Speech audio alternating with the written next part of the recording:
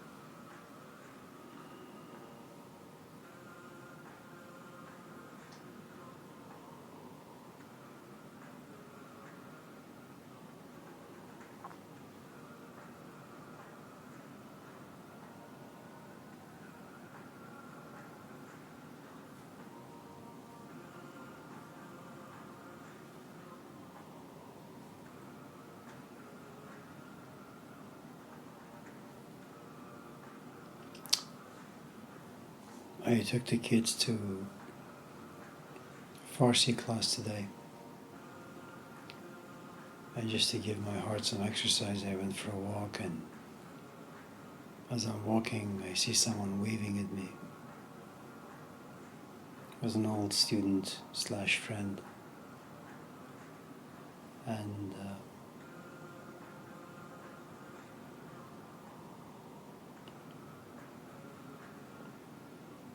this person says to me, I would like to come to your class, but not right now, my life is good. And if I come to class, maybe I'll see some wrinkles in my life, and then it won't be as good as it is now.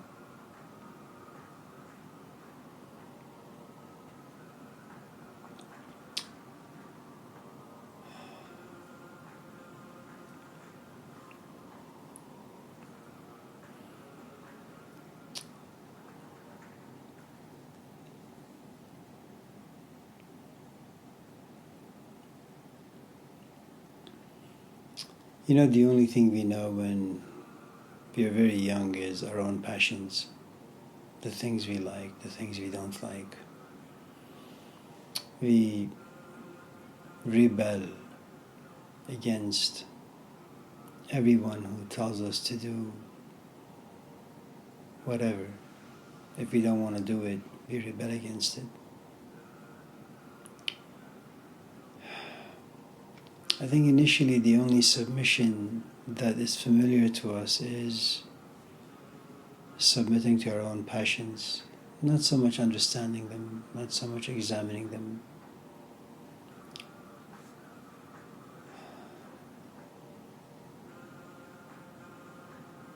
And there are all these forces inside us, and depending on our culture, our background, how we've been raised,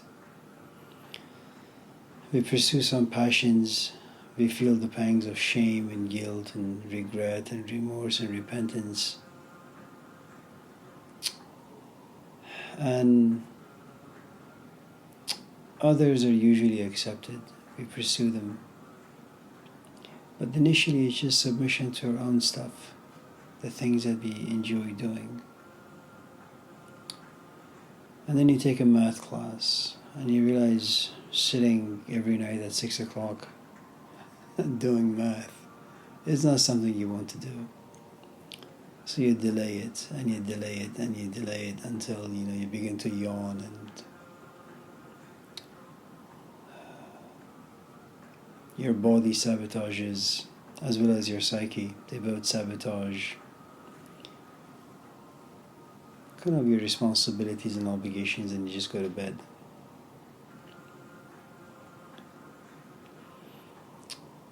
And as parents, sometimes you want your kids to submit to your will. You watch 5 hours of TV, play 10 minutes of piano. And you didn't have to force them to watch TV. They kind of just enjoy watching TV and they don't really think about it. They just submit to their passion. But the moment you ask them to do something that is not so fun, it doesn't bring about pleasure, then it becomes the conflict between two wills, you know.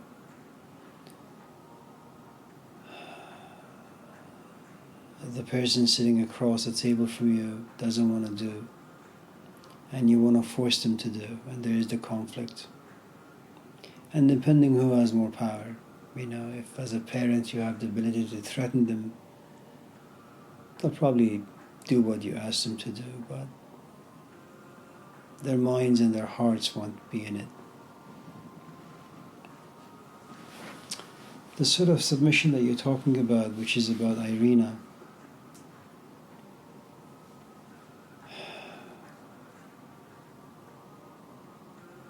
you know, you don't submit to anyone for a long time. I mean, there is first the element of pride. I mean, you've been used to who you are, what you are.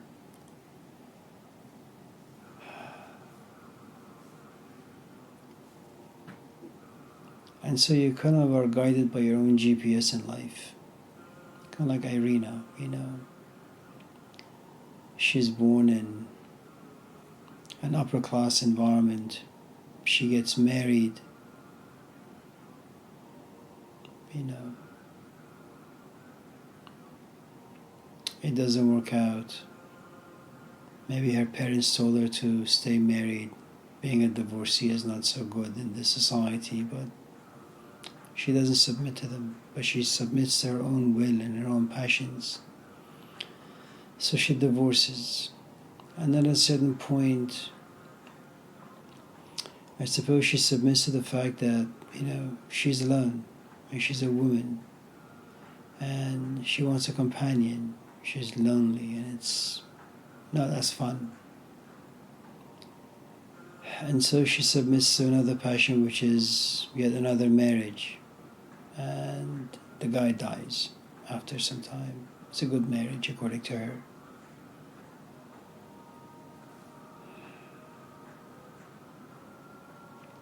Then she just lives her life. You know, it's kind of like the strange life of Ivan Osikin and the magician. You just live your own life. You know, you make some mistakes. You kind of get banged up. You're all bruised. You heal a little bit. Then you go back out there. And you think that you have learned a few things from your mistakes, and you have to some extent, but you realize that you've ended up at the same place as you were like 2 years ago, 10 years ago, or 20 years ago.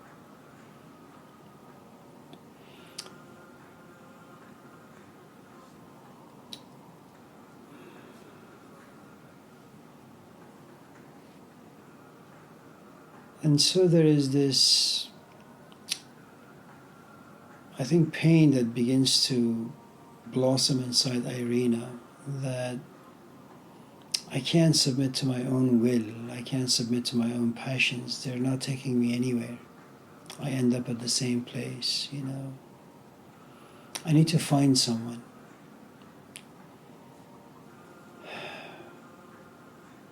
But I don't really know what that means, you know. I'm looking for someone to guide me, to teach me. I remember some years ago I had this student from Yemen, a very nice young woman. She had a child.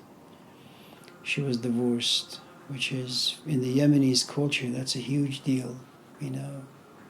Kind of felt bad for her because of all the struggles she had to go through to get rid of this guy.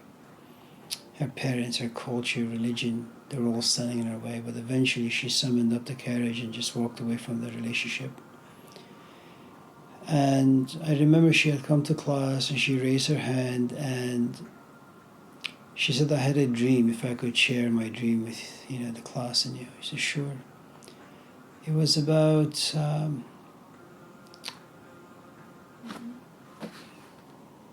her purse, the zipper being opened, and everybody could see what's inside.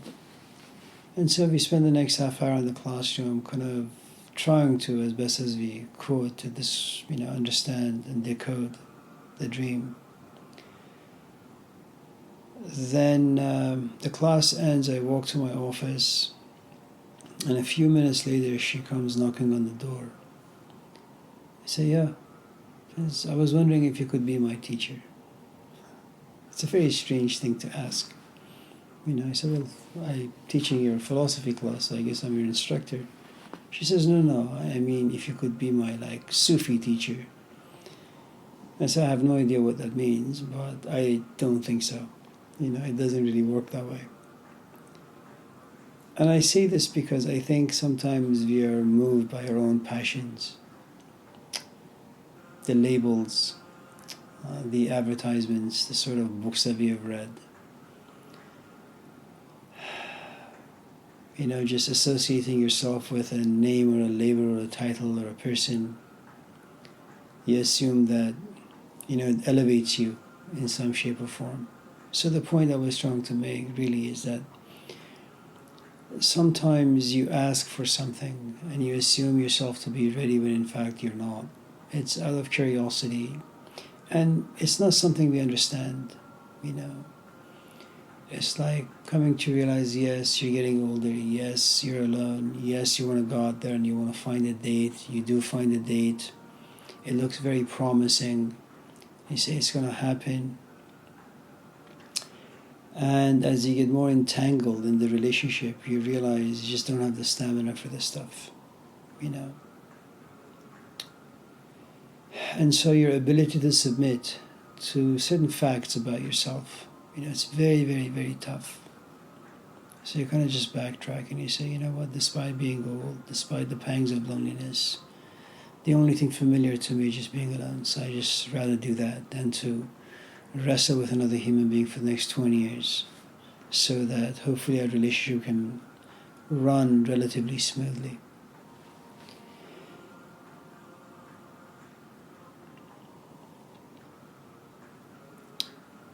Before you can submit to anyone with your heart, I think there is, again, first there is the power struggle. To some extent, your voice is going to get dimmed. And that's a really, really tough place to be, because you're like a 50-year-old woman, in case of Irina, or any one of us, it doesn't really matter.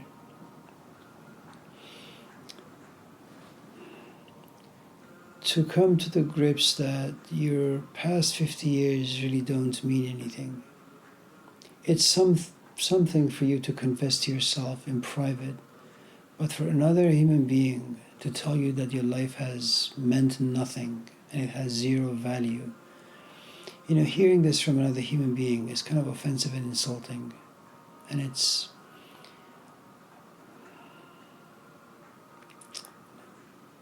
And I don't know who can really take this well. They have to be at a very, very ripe stage,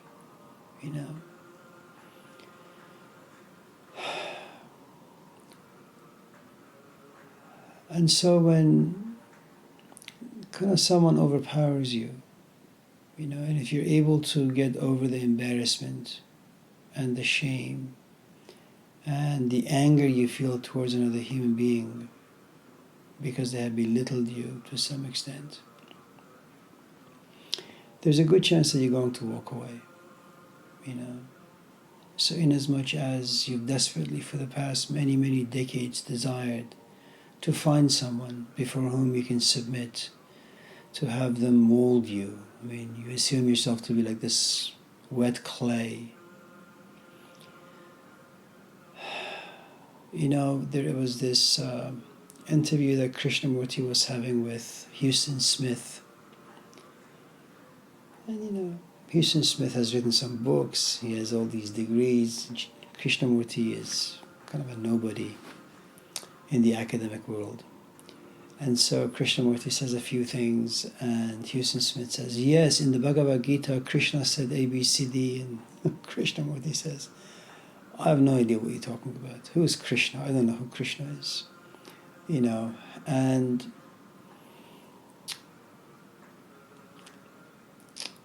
to some extent, I think Houston Smith was not aware who he was dealing with. He was there to simply have an intellectual conversation with a man who was known to be a sage. At least that was his label for the longest time. And so Smith, this was like the podcasting of like 1970s and 80s. You go and interview and interesting people.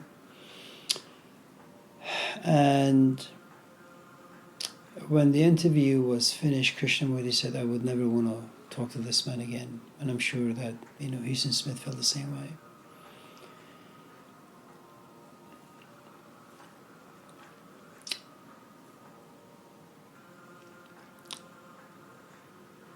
There comes a point where you realize, if you're able to overcome your anger towards someone who keeps telling you that you amount to nothing, if you're able to overcome that,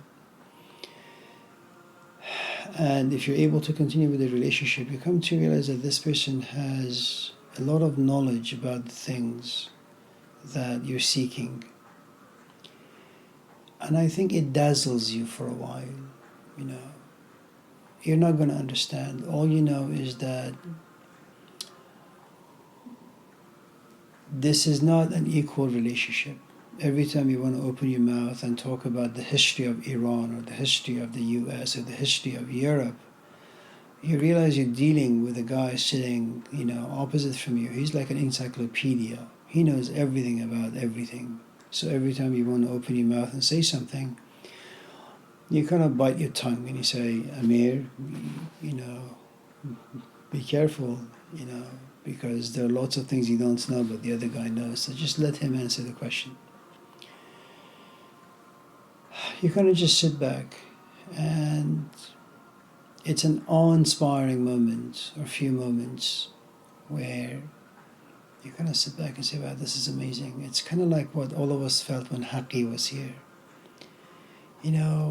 You have an acupuncturist, you have a PhD from Harvard, you have an MD from Iran. He was in the Gurdjieff movement. He had his own teacher in Canada. This guy, he was just amazing. And you sit and you ask him a question, and I kid you not, he will talk for like 5 hours about a question you thought that was very, very superficial, wasn't even worth asking, and yet he's able to kind of weave these ideas together. And it's not that, you're going to listen to him as he guides you about how to live your life, what to do with your life. All you know is that, this guy just knows a lot of information. And the way and his relationship with ideas are amazing.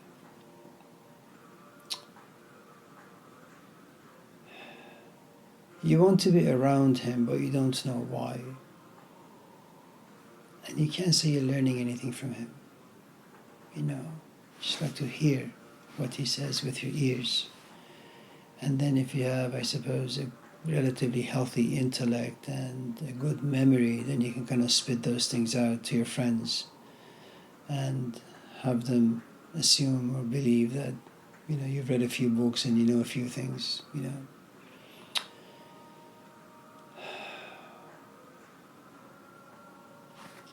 Haqi had a talk at Sac State. It was about Rumi. And when the gathering was over, it was me, Hussein, Kazem. And he looks at me and says, "Amir, let's go to Kazem's house and play some music. I've talked enough. I'd like to hear you guys, play some music and sing and all that." I said, "Haqi, that's fine. We can do that. The only problem is we don't have the speakers and the amplifiers. We don't have any of, the things that we need." And he says, "Well, this is Sacramento. Roseville is about 10, 15, 20 minutes away. Go home, grab the stuff, and drive to Elk Grove. That's where Kazem used to live." I said, "Haqi, it's like 10 o'clock. You want me to go all the way to Roseville?" And I say this because I wanted to go and listen to his talk about Rumi, and I wanted to hang out with him. If this was a man I worshipped, if this was a man I loved, if this was a man to whom I felt my interior being submitted to, The truth is, I would have gone to Roseville, and I would have gathered all the instruments and the speakers and the amplifiers and drove all the way to Elk Grove, and it didn't really matter for me if it was like 10 p.m. or 11 p.m. or 12 p.m. But the truth is, my submission had its limits. I could give a little bit of my time, a little bit of my ears, but that was it, you know.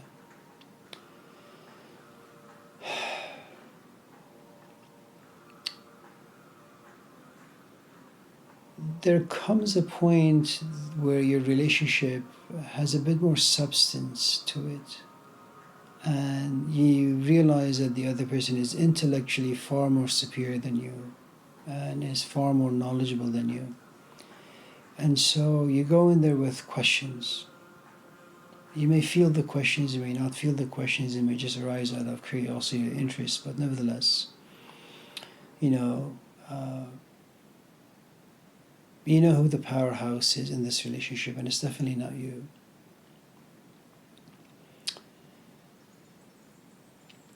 You submit to this person intellectually, and once in a while you raise your hand and you say, is this what you meant? You know, you want to give commentary and you want to give your own interpretation, and you get beaten down. You know,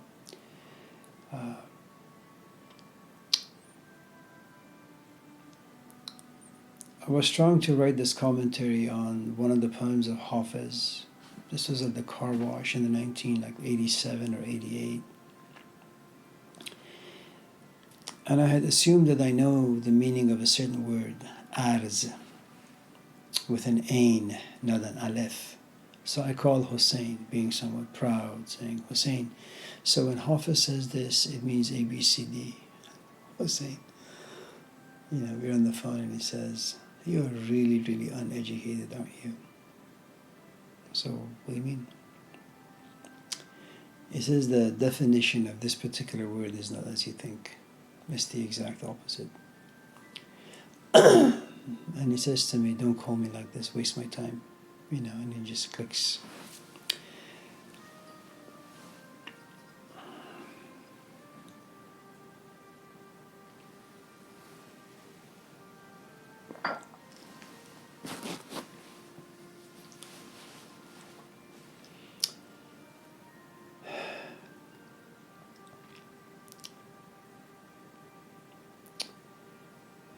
There comes a point where, I guess, going back to my own experience, and I'm sure all of you have your own, you have spent enough time with someone and you try to compete with them only to get beaten down for all the right reasons. You were just incompetent, but you didn't know.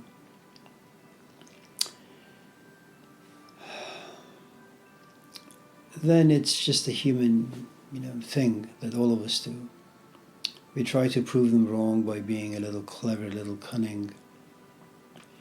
And that particular kind of wrestling goes on for a while until you just give up because there are no other options for you. You're just far too good for you. And then you just sit back and you submit your ears. You just like the way he talks. But you don't really understand. And you don't have the passion to go, sit, focus, try to understand. I'm not quite sure how this stuff happens, to be honest with you, Cassie, is at a certain point, this passion comes to you. And it's not passion of the heart. It's just, it has a lot of emotions and feelings in it, But you really desperately want to understand. Hafiz is connected to Hussein. And if you understand Hafiz, to some extent you understand Hussein. But you still don't love Hafiz, and you still certainly don't love Hussein.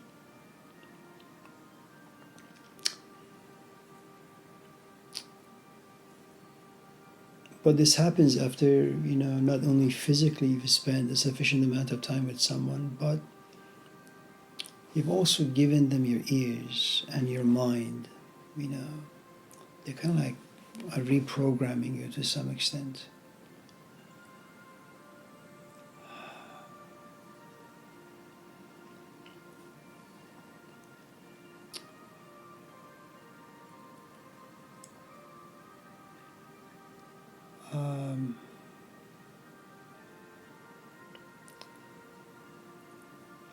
And then at a certain point, I think, if I remember rightly, which I don't, you go to this person, as Irina did, no longer trying to understand, no longer trying to give commentary or even make sense of any of this stuff. All you know is that you go in there with, to some extent, your heart being broken, and you don't know why, you know, and you just sit there, and this person talks, and it just fills you, and you don't want to leave. At a certain point, your body begins to kind of whisper, you're tired now, you should go home. And then there's this conflict,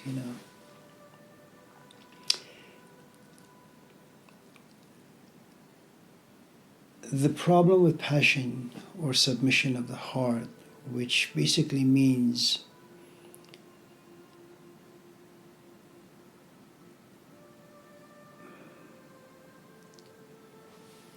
if I go to my car right now and it's dark, and if someone has a gun and they say it's a holdup, give me all you have. Well, I love my life, and I'm going to just kneel, I suppose, on the ground, put my hands up. That's a kind of submission that's out of fear and to some extent desperation. This different kind of submission, which is you give your heart to another human being. And when you give your heart to another human being, by this time, you allow them to shape it as they will. You have no power over them, which means that they have every power to make you angry, and yet there isn't much you can do. In fact, as all these poems go, that even if your lover gives you poison, you drink it as if it's honey.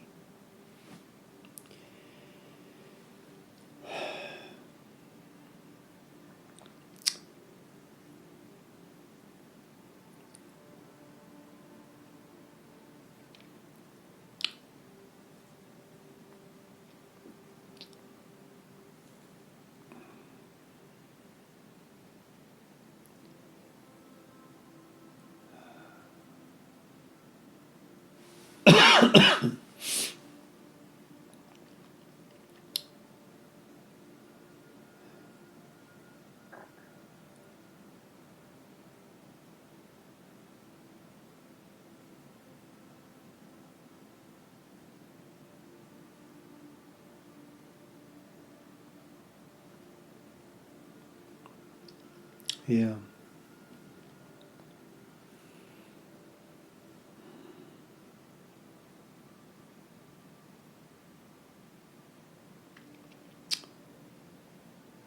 I'm not quite sure at what stage anyone, is able to submit themselves either physically or intellectually or with their soul, i.e. heart.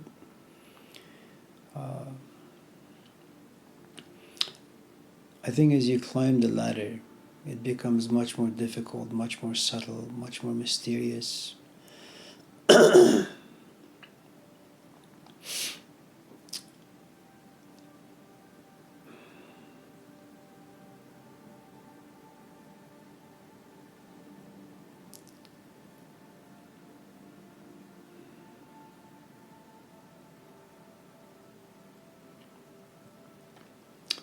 I wanted to invite another person here, but she happens to be pregnant.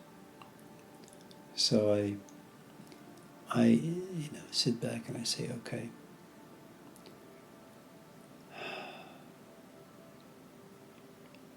A magnifying glass is fun if you're able to kind of bring all the sun rays to a single point and direct that beam towards a leaf or a paper and just watch it, smoke coming out of it. That's fun.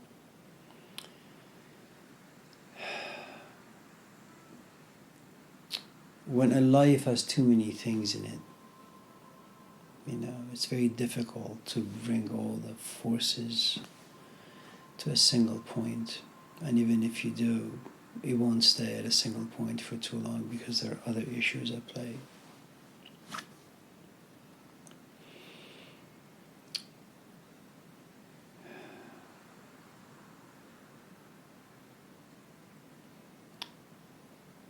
And so if you have enough experience, you say to yourself, okay, I don't know this person too well, but I'm going to invite them over the house. And because I suppose they've been captured into curiosity or interest, they'll say yes. That is a physical submission, kind of like when the last time the two of you were here, Sarah had one of her students, But you have no idea, what she's thinking about, what her imaginations are all.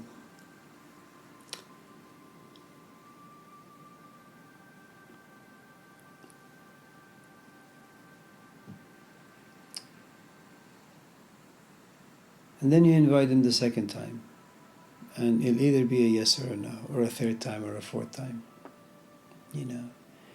And if the second or the third or the fourth, the answer is no, it's negative, then you know that they came, they were kind enough to physically endure, this hellish environment for 2, 3, 4, 5 hours with bad food. But they don't want to put themselves through that drama again. So even though physically they were here, intellectually they kind of felt uncomfortable, and emotionally they weren't there, except their own issues with what was being said. There comes a point, because everybody has a past, everybody is dealing with something, everybody has an opinion, a belief about this and that. So they come here, let's just say, and again they're kind enough to physically sit here every week for 2, 3, 4, 5 hours. But intellectually, there is no union. They kind of go back and say, well, that was wrong what he or she said, and I think it should be this other way. Now,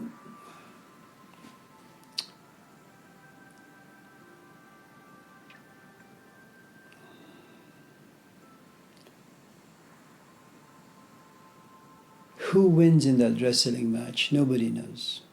It's really in no one's hands.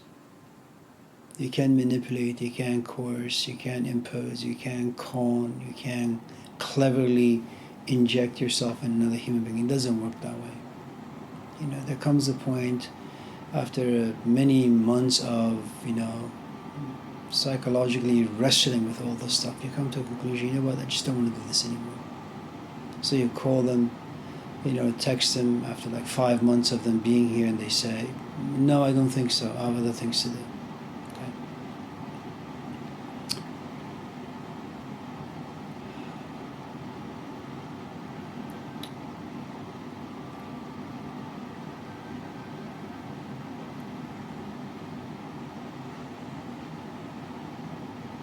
If they're able to get over that particular stage,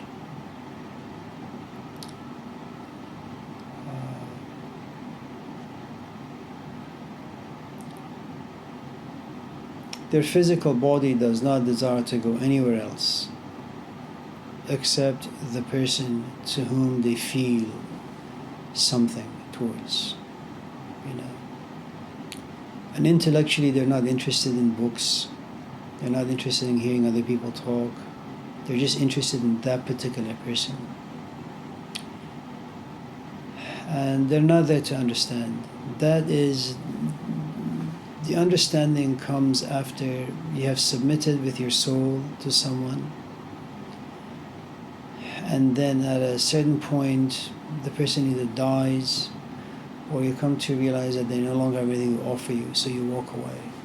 And that is your initiation into the world of learning, being able to see things, hear things, understanding things, and just learning from the windows and the doors of life.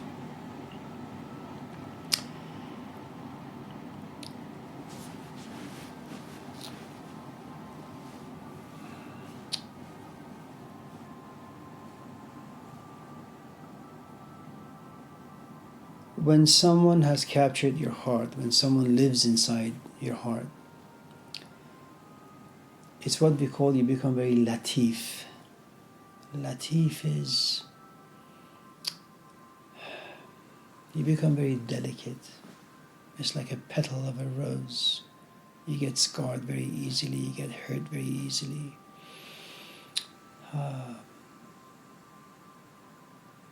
By the person to whom you've given yourself. And again, how this happens, why it happens, I don't really know.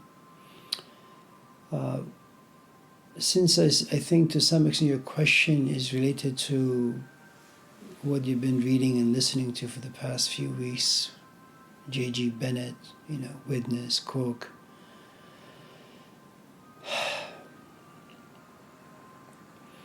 It's funny in the book, I Only Teach How to Cook, because his son says, when he spoke about Gurdjieff, there was a certain passion in his voice. You could feel that this man adored Gurdjieff. But when he talked about Bapak, Subud, that wasn't there. I couldn't feel his passion.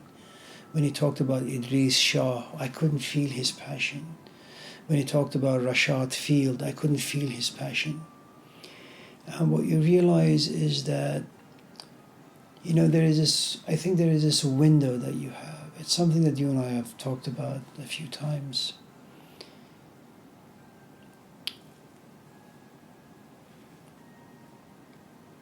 From nowhere, and it's a mysterious, magical thing,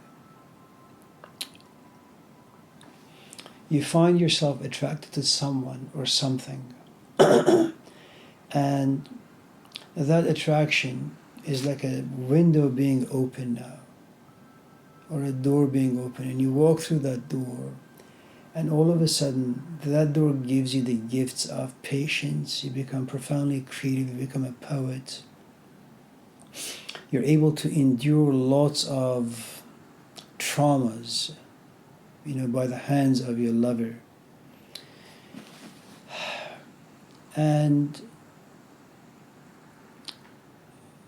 in as much as it contains a good amount of joy, it also comes with a great amount of pain. But it's a window that allows you to kind of go through all these ups and downs. And you think that you're the doer, you're doing all of this. This is because of your own will, that you're able to sacrifice, you're able to submit yourself, not just physically, but intellectually, as well as your soul being, you're able to give it to this other person. But none of this is up to you. It really isn't. And then the window or the door closes. And in some ways, you're very thankful for the door to be closed, because now you can just go back to your life. It's comfortable. You've understood a few things while you were in that magical world. And then time passes, and little by little you realize that in as much as it was very, very difficult, it made you more than human. It's like when you fall in love with someone, you do like the craziest things,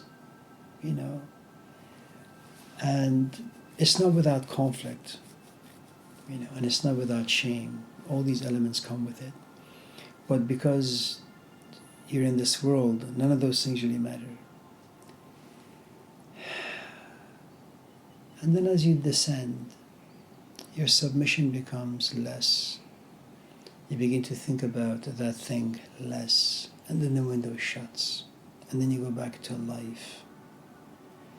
And then at a certain point, you begin to dislike what your life has become. Everything about your life is good, it's rich.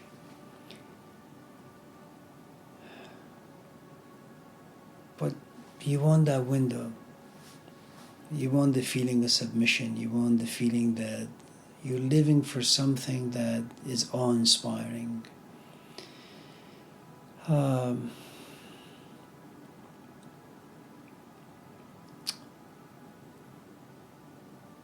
it just isn't there. And you have to wait, and you have to wait, and wait, and wait.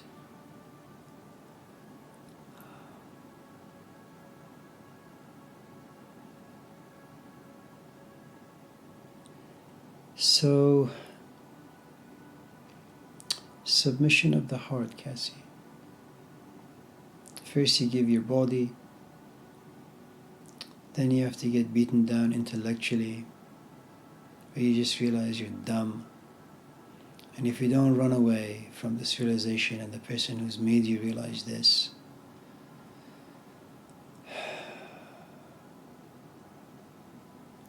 then you can't give your heart to this person unless you love him. And then you love this person.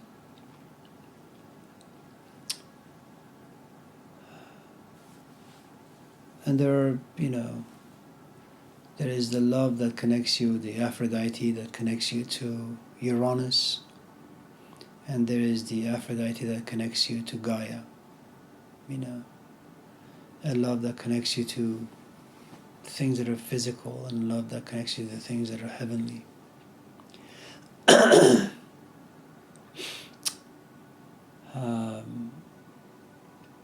Whether it's physical or non-physical, your heart has no choice but to be involved. The only difference is that when you fall in love with physical things, you get broken by them.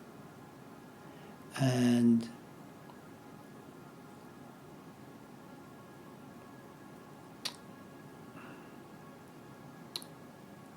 if you're lucky, after 20 years you will learn something from it, but it leaves a bitter taste in your mouth, and it makes you angry, and you're filled with shame, and you hate yourself for having made those particular decisions that led you to love and then being broken by it.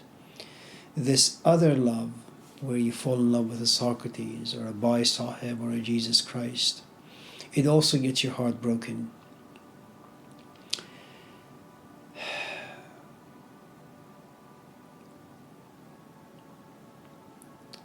But it really does make you more than human in many ways, until your body just becomes frail and you just find yourself in the hands of old age and sickness.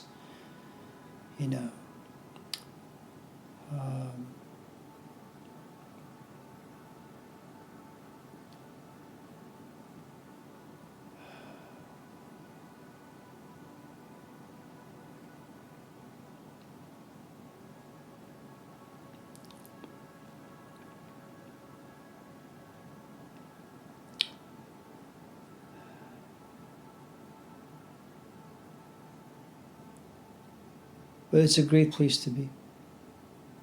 It's, in many ways, it really is an act of worship. Irina does not need to go to Rome to see the bones of the saints. She doesn't need to go to Mecca and see the Kaaba. She doesn't need to go to a temple. She has given her soul to Bai Sahib. Bai Sahib is her everything. She worships this man whenever she goes there, whenever she thinks about him, whenever she feels about him. And it's interesting because she says that it took some years for her to begin to read her diary and to make it into a book form. That even though this man was dead, and he was dead for a while, he was a powerhouse that was living inside her. And it's funny because she didn't seek any other teachers. Maybe she did, she didn't write about, but I doubt it.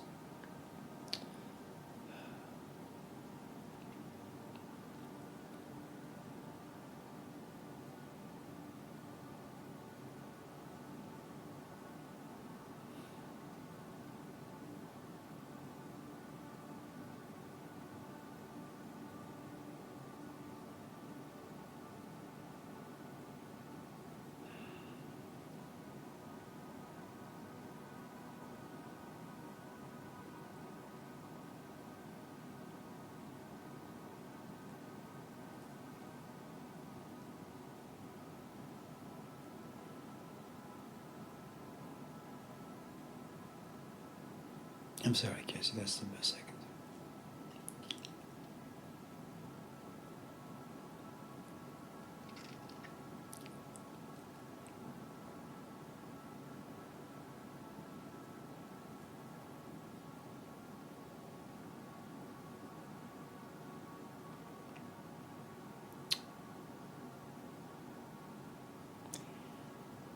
You know, the best story about submission of the heart,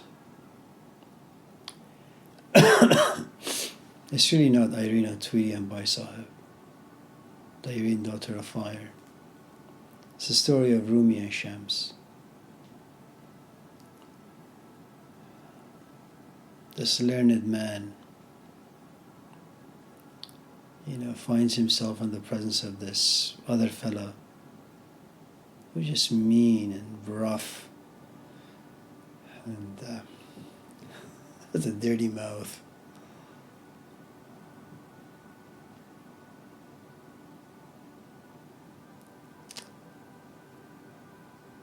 And within just a few days, he's willing to give up his disciples. He's willing to give up his cloak, which in the Islamic Sufi tradition is a great deal.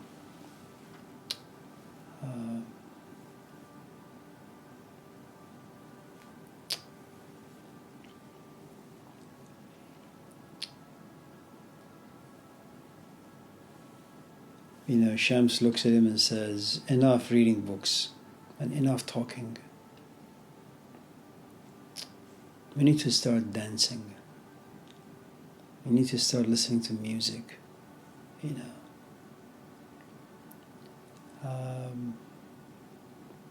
And then he leaves, the old man, and he is broken,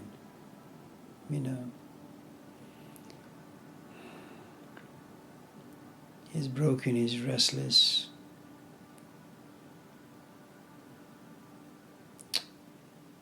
He finds him, and all of a sudden he's joyous. Then he leaves for the second time, and he writes, 700 poems. And these are difficult poems to understand, Cassie. I speak Persian, I read Persian, and I sing Persian, and I can't get these poems. You really have to be a scholar of Persian language and symbolism in poetry to be able to understand what the heck this man is talking about. But it really is an act of worship, And then he writes the first book, and then something strange happens. It's like the well dries up. Rumi can't write. He doesn't want to write. There is nothing out that inspires him. And that in itself, it's such a strange thing. Here you have a man who's been in the act of worship for the past 2, 3, 4, 5 years. Things are just overflowing inside him. And all of a sudden the window shuts. Nothing inspires him. The only thing he's able to submit himself to is depression. And despite all the nonsense that Gurdjieff and other teachers say, he cannot get himself out of depression. And that's...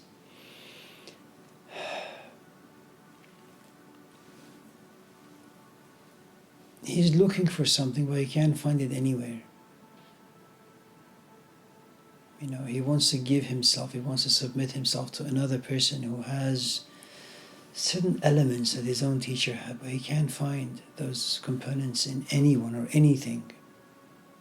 And he just locks himself up in his room, doesn't come out, doesn't talk to anybody. And there is this guy, illiterate, can't speak the right way, can't pronounce words in the right way. And yet he says, inside this man I see the sun. He's inspired. How, why, when, who? It's a very strange thing. I mean, these ideas, especially in a culture such as this, which is a how-to culture, that whenever you have an issue, there's a book out there or a person out that can help you. And at least my take on his life is that he couldn't get himself out of depression and sadness and loneliness.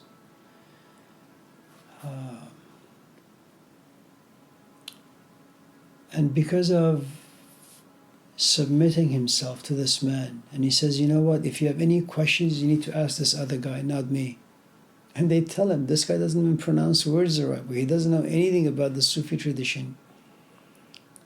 He says, I don't care if he knows or doesn't know. All I know is that the sun, truth, lives inside him. And then he dies. And then he goes into depression again. And he waits and waits and waits and waits. And again, and then the window opens. And then the other person dies. And after that, Rumi has nothing left inside him.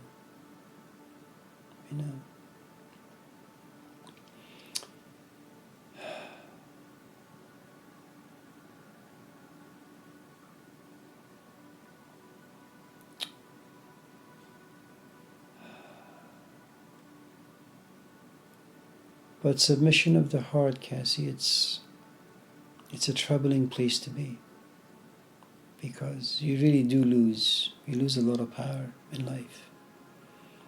All the things that used to make your life meaningful and relevant, they just fall apart.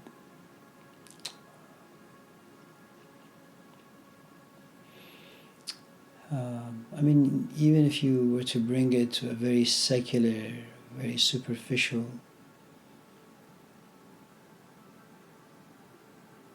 way, I mean, consider people who are married with 2, 3, 4, 5 kids, married for 5, 10, 15, 20, 30, 40, 50 years.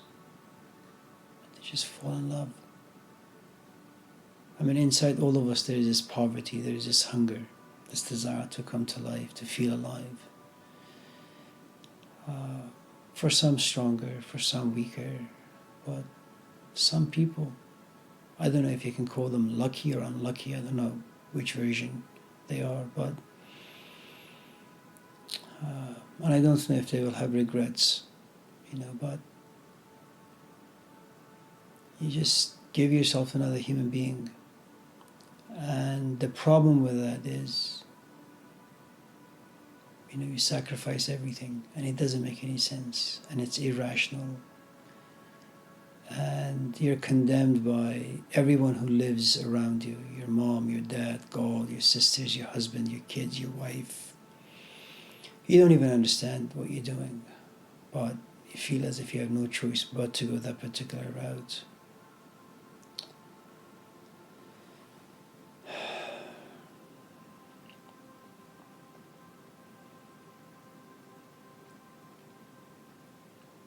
I think some of us understand this intuitively. We know how dangerous it is, and we know that we're very close to getting to that particular line. And so, we sabotage going towards that particular direction, and for all the right reasons.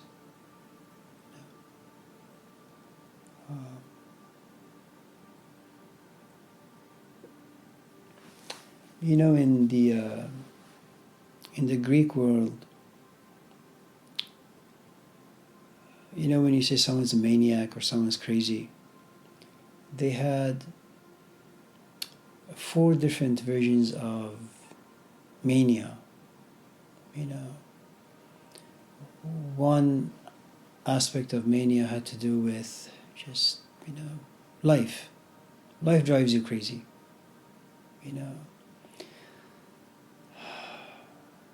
You lose your job, and there's traffic, and your wife or your husband they keep nagging at you.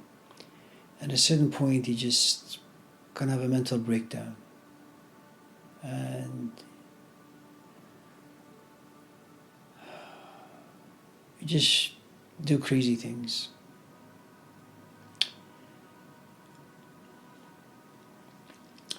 There is this other aspect of mania which is connected to Aphrodite. It's still quite carnal. It has to do with your physical body, but it's when you fall in love with another human being. This intense passion running through your vein. And again, people around you don't understand what has happened to you. You don't even understand what has happened to you.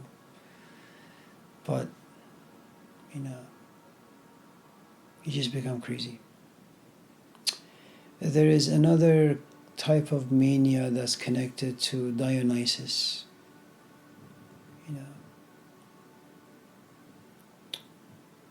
That the gods are speaking to you. That's the realm of the prophets. It's like Jesus after, some odd 18 years walking to the temple, reading from Isaiah, saying, I am the guy you guys been looking for. And everybody thinks that he's crazy. That's the prophetic voice. And then there's this other mania that has to do with just, you just sit in your room and just write, like, you write a book or you write a poem. It has to do with moments of inspiration that drives you mad. Kind of like what they used to say about Confucius. That sometimes you would just sit in contemplation.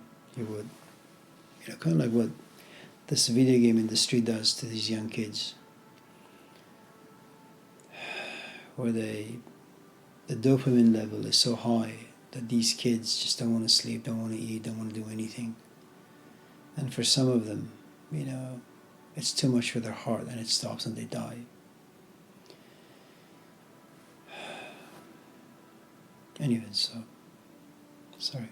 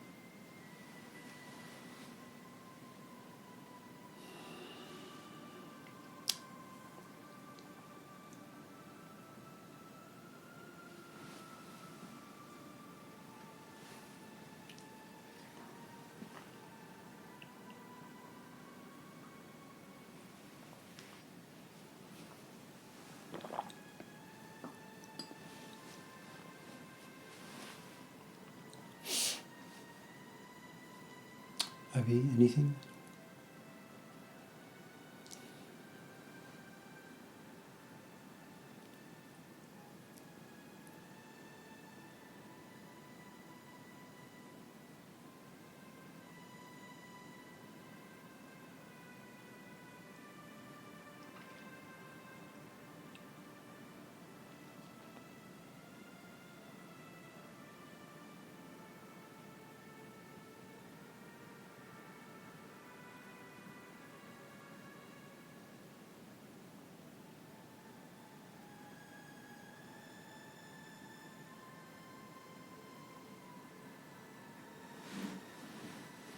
You mentioned just now that the teacher, you move away from the teacher, or the window closes, or they pass away, and then the doors and windows of life start to talk to you, and you begin to understand. Why is it that it has to be in that order?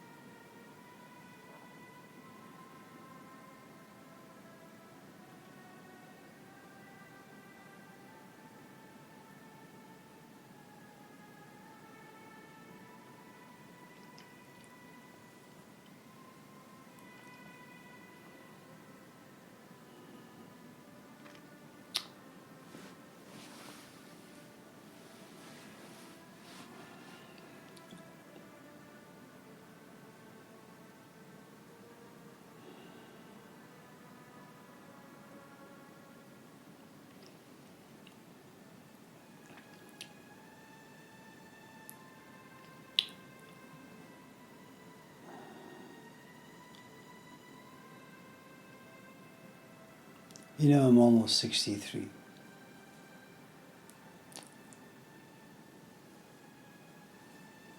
I had my triple bypass almost 2 years ago, which means that for the past 61 years almost, I have been eating and drinking and walking around and all that. My relationship with food has been casual. My relationship to exercise, for the most part, has been something that gives me pleasure and joy. You know, I play soccer with my friends, play tennis, want to be a pro.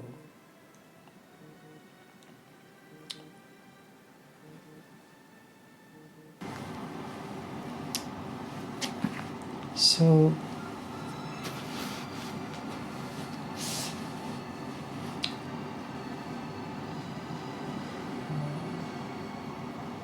and then you know the story. Climbing up the stairs and I feel a pain, middle of my chest. I have some tests and my arteries are clogged. I do like a 9-hour surgery.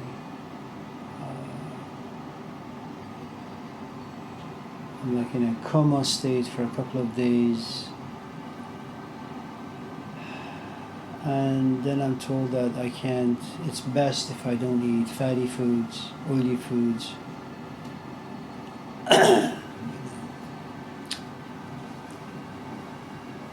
And they give me a lot of information about food, about my heart, about genetics and all that. And all this information, what it does for me is that it forced my eyes open. Now I look at food differently. I look at exercise differently.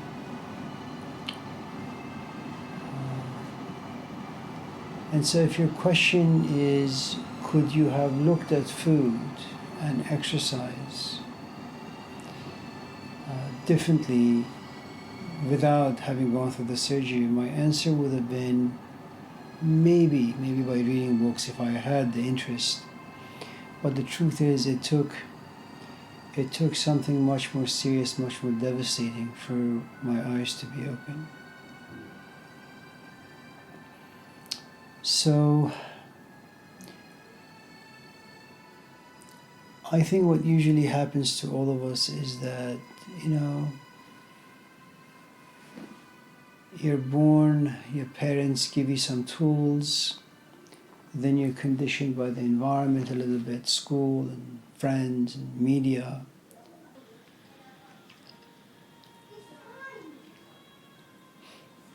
We have a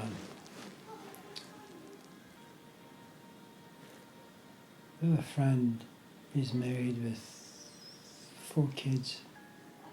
He came here some time ago and he wants to buy a house. His kids keep pushing him.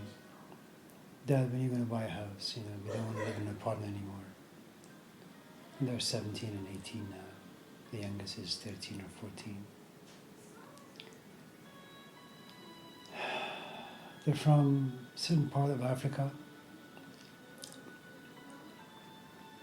Eritrea. And what he wants to do, what he's looking for is, he wants to buy a duplex so that they could occupy one floor, for example, and they can rent the upstairs or downstairs. And so I asked him, so how much do you want to spend on a house? And he said, well, max about 700,000. Okay. And so he shows me some of the pictures of the houses he's been looking at. They're in rough neighborhoods, and he says, this one, I want to buy this one. He said, I don't think it's good for your kids to be in that particular neighborhood.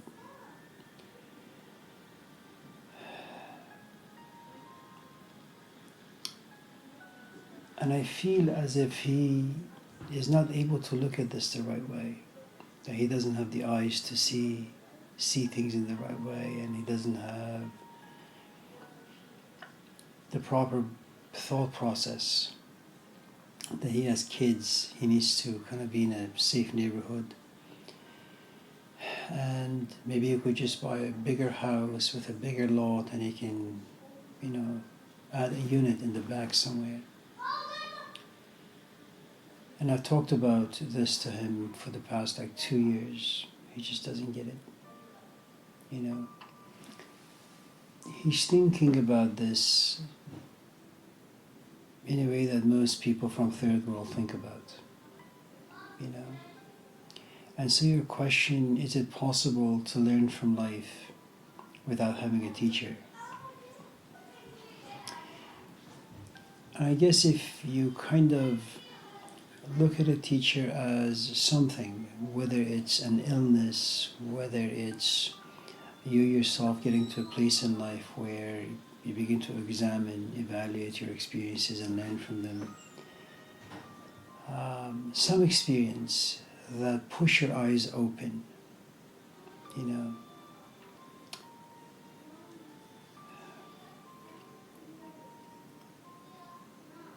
Because I think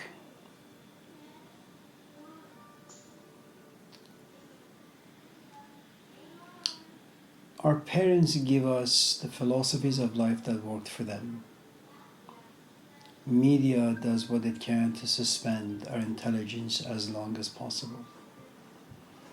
School is about giving us information, conditioning us in however way they think is appropriate. And then we are pleasure-driven animals. We avoid pain, we avoid sacrificing anything, because we don't find value in sacrificing, like, instead of watching TV, won't you sit and read a book, And if someone says, why should I read a book? You say, well, about 5 years from now, you'll be a bit more intelligent. Just 5 years from now, I just want to have fun right now. So you're not very future oriented.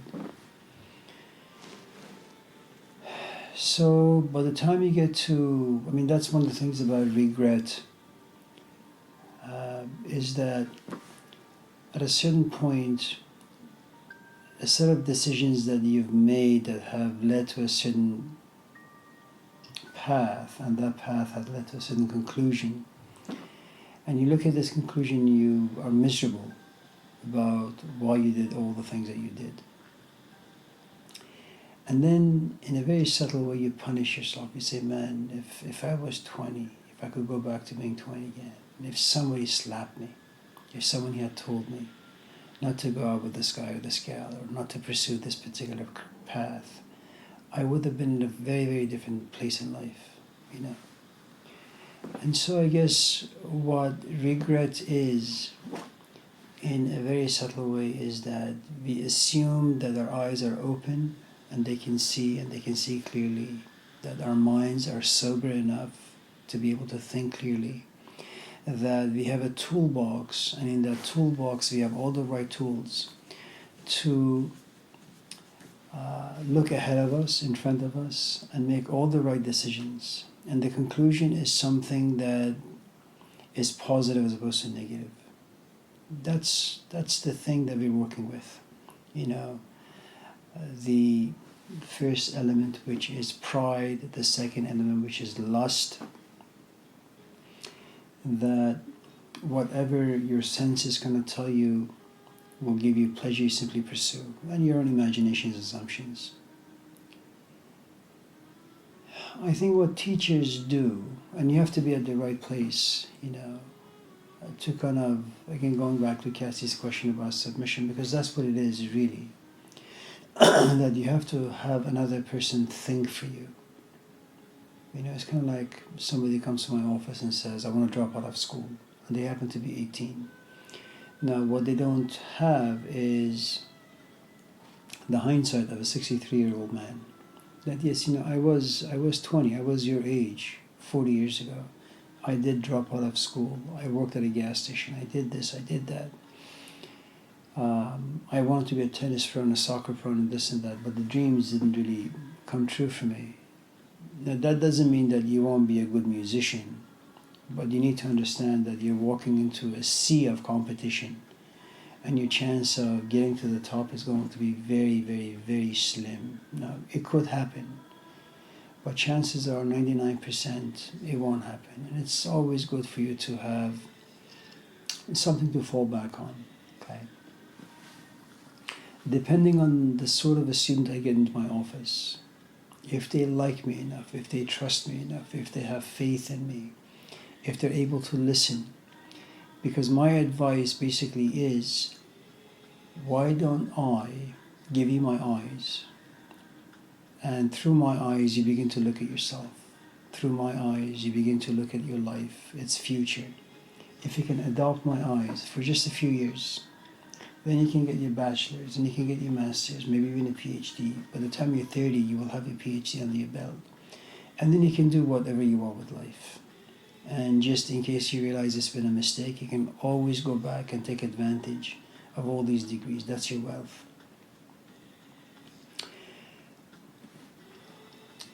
So I don't think without a teacher, you know, you're able to have the proper eyes and nose and ears to kind of smell and see your way through life. You know, and again, the teacher doesn't have to be someone, a human being. It could be an experience of sorts that just push your eyes open. You know, that walking in this neighborhood around midnight is just not safe. And that becomes a great teacher for you.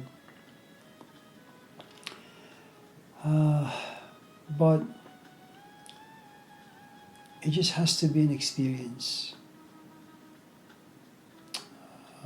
that kind of jolts you a little bit, where you begin to not trust your own intuition, trust your own senses, trust your own past, your mental and emotional powers to make decisions.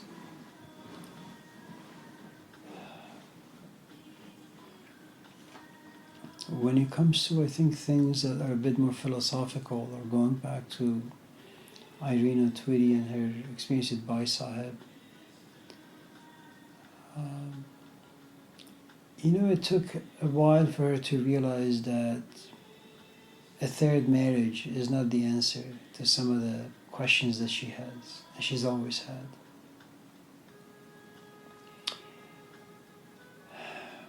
And she assumes that her knowledge of philosophy and religion is enough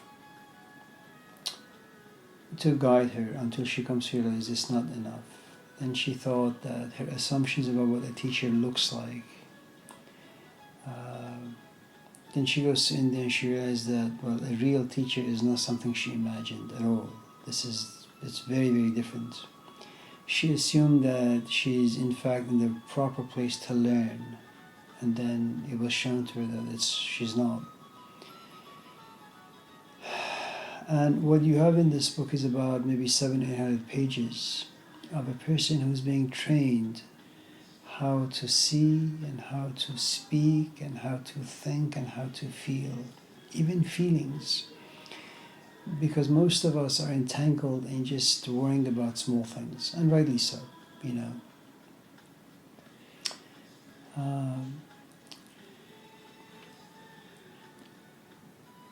it's kind of like when you're single, all you think about is, you want to buy a chair or a sofa or this or that. Once you have children, you realize you don't really think about chairs and sofas. You're just thinking about your kids' tuition, and all of a sudden chairs and tables disappear because your eyes have been pushed open because of your children.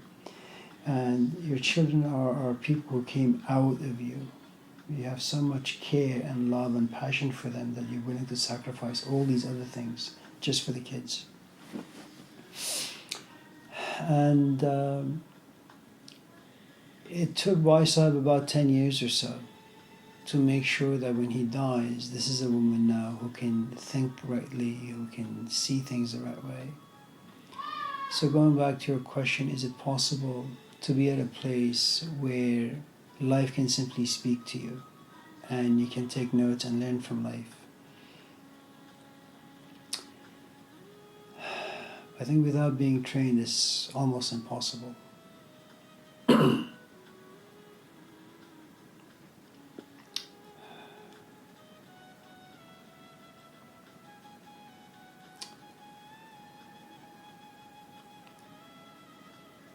You're teaching your kids how to, what sort of music they should like, which is traditional Indian music. There is something about it that doesn't like Taylor Swift. And it's not just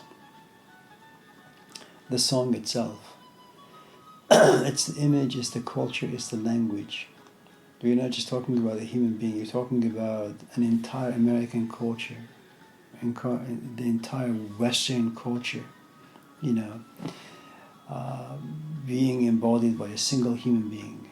Britney Spears, Taylor Swift, Eminem, all these people. And you say, okay, how do I combat all of this? And so you take them to the back room and you have your own instrument and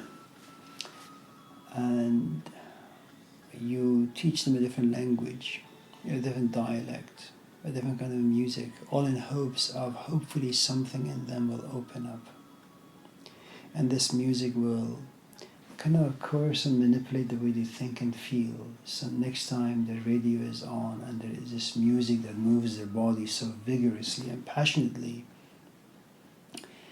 somehow mysteriously their inner eyes will open and they say, Indian music is much better. And so they'll say, Mom, can you turn off the radio, or at least can you put on Shah Rukh Khan, for example? I think as parents, what all of us want to do is we have come to realize certain ills of society, certain things about society that has a tremendous amount of power to destroy the innocence of our kids. And so we put them in private school. We talk about smoking or drinking or sex or whatever. So whenever they come across these things, there is the peer pressure, there is a cultural pressure, but there is also the familiar pressure, i.e. you, that have given them eyes and a different mind to look at things differently.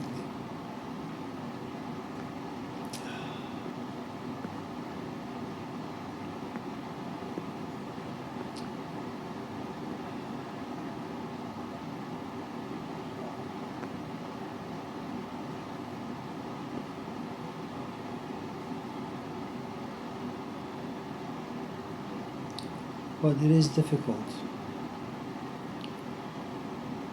to give eyes to someone who's been looking at the world with a set of eyes that's been around for 40, 50, 60 years.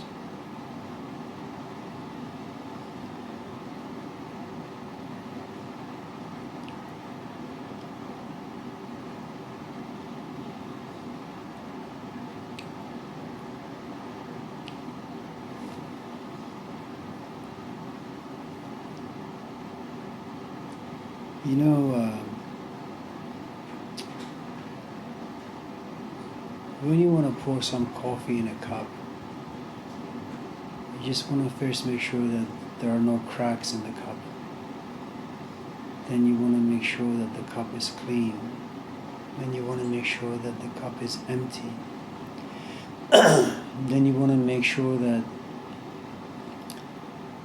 this is a cup that's able to receive something very, very hot without cracking.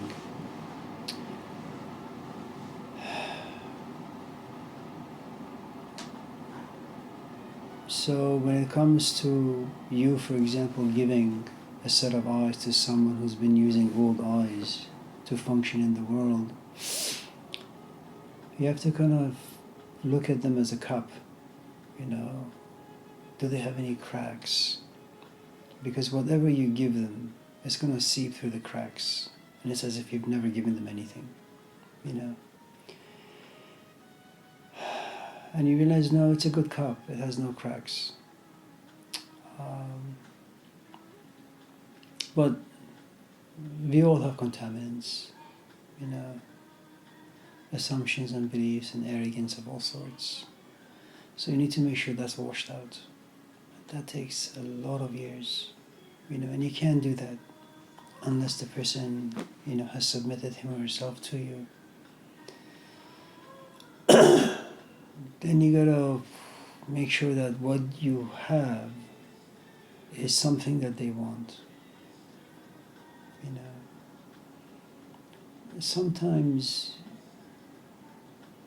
my experience has been someone goes through a bad relationship and they come to class, they like the ideas, and they come to the house.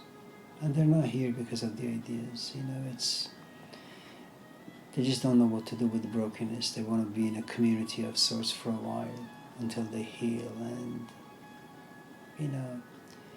and one day after being here for 5-6 months, their eyes open and they say to themselves, what am I doing here? I don't even like these ideas, and you realize, well, they were cracked, but coming to the house was kind of like super glue. The cracks are there no more.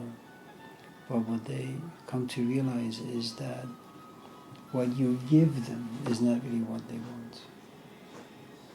And so they go back into life with the old eyes and the old ears and the old assumptions.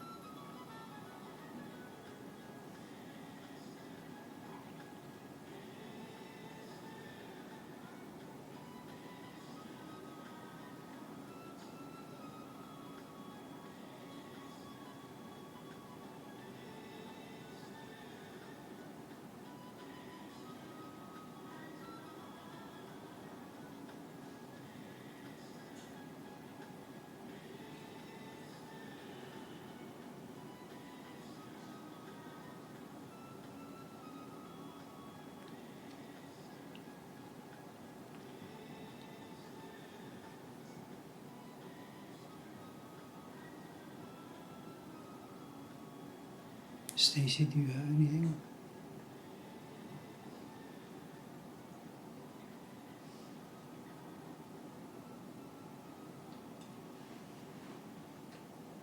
Bennett talked about looking back on the various things that he tried or experienced, and I believe he expressed that the two things that were the most beneficial, or really only beneficial, were humiliation and suffering, I think. Could you talk about the nature of humiliation?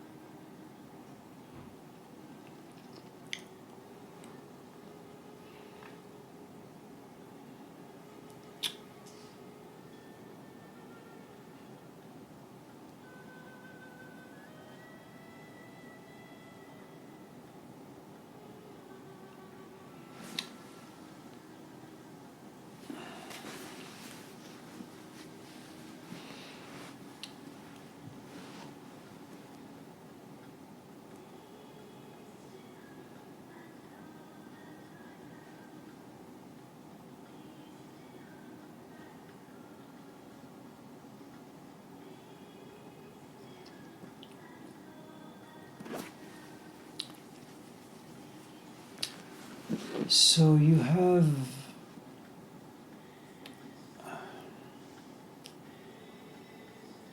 all of us, Stacy, try really, really hard to make a name for ourselves in this world,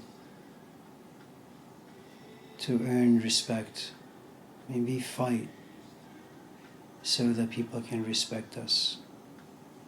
We assume that the world owes that to us. You go to school and you get degrees.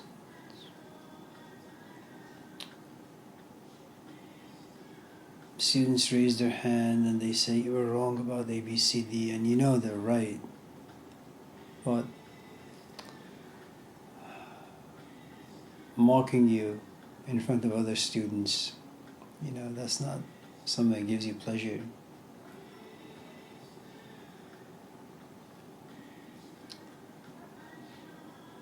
We feel as if we have value, and that value deserves respect, and that value deserves to be seen and deserves to be cherished. No one enjoys being bullied. Okay?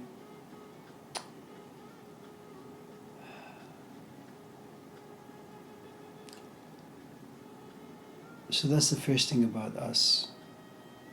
Again, going back to the element of pride. We mean something. Our life means something. What we've done means something. I deserve to be respected as a human being.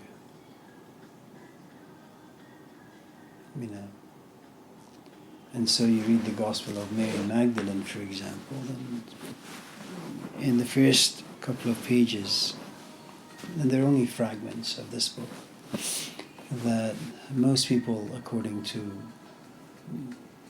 Jesus whispering his messages into Mary's ears, is that most people are not even human beings. They have a shell of a human being, but they're not really human beings.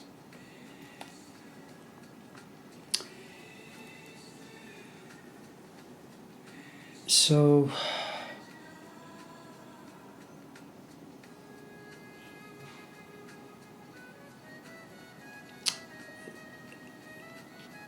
we are all at different stages of maturity.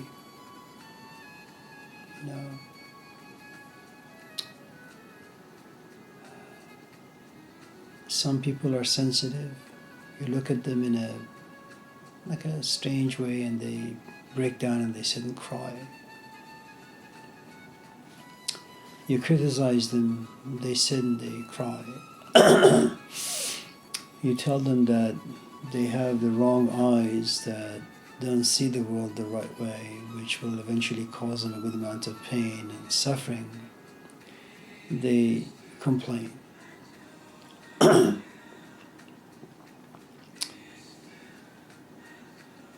So I suppose you could say there are two camps. There are those who don't have very many tools in their toolbox. They do the best they can to control their environment, to make sure they have power over their environment, so life doesn't impose itself on them. They're not humiliated, they're not bruised, they're not in pain, so they can just live their life.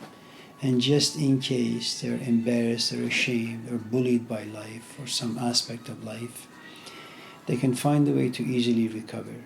And they will do whatever they can in life to make sure that they're not humiliated by others or by themselves. Catching yourself, okay? Then there is this other group of people. Now, this other group, there may be only 10 members in that group. In the first group, you have over like 8 billion people, where we give ourselves the wrong value, okay? And so that doesn't make us receptive to anyone who's trying to give us sound advice, So if an 18-year-old, for example, comes to my office and says they're going to drop out of school because they want to be a clown, well, I'm just going to make fun of them, okay? And they're not going to appreciate that. They may even go to my dean and complain about me having embarrassed them in the classroom. So you find a whole host of people there. There are plenty full over there. Then there is this other camp.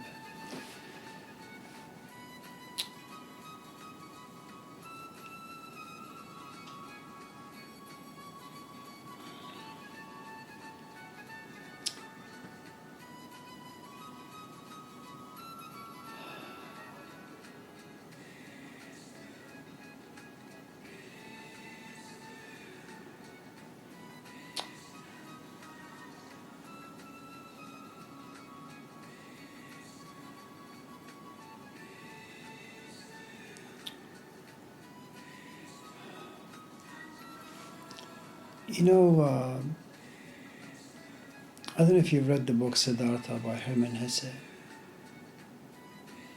or listened to it on Audible. There are many wonderful characters, but near the end of the book, these two old friends, when they were young, they were friends. They went on this quest, the spiritual quest. At a certain point, they parted ways. And they're now both old men. And they run into one another. Siddhartha has a boat now, carries people from here to there.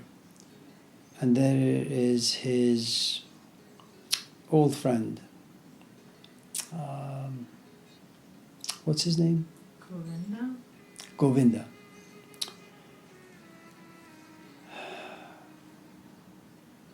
Govinda doesn't recognize Siddhartha. And it's the second time he's felt to recognize Siddhartha. The first time was when Siddhartha was sleeping. Govinda just was, watching him, make sure there are no serpents biting him or no lions or lionesses devouring him. The second time when he's a boatsman and carrying Govinda to some forsaken place.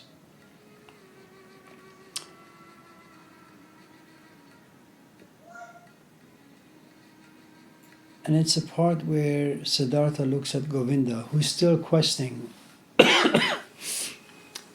and says there is nothing more dangerous to a search than search itself. That you have to come to a place where you no longer are looking, you're no longer searching.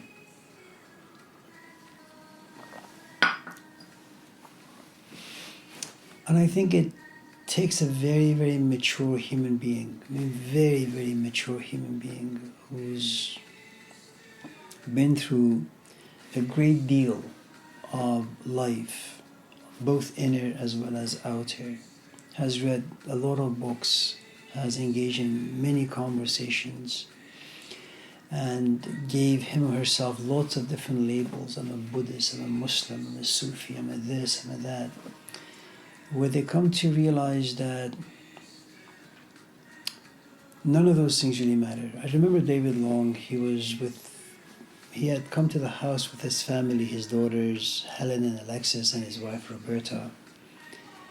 And it was my family, and Hussein and Shadi were there.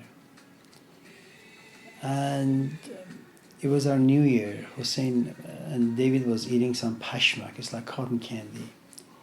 And every time he would put some pashmak, and David could eat. I mean, he ate. He was like a professional eater, you know. And every time he would put some pashmak or some cotton candy in his mouth, he would say, I'm a donkey, I'm a donkey. His wife kept looking at him, you know, saying, dude, stop saying that about yourself. And his daughters looked at him very strangely. What is wrong with our dad? Why does he keep telling himself he's a donkey, or telling us? Now,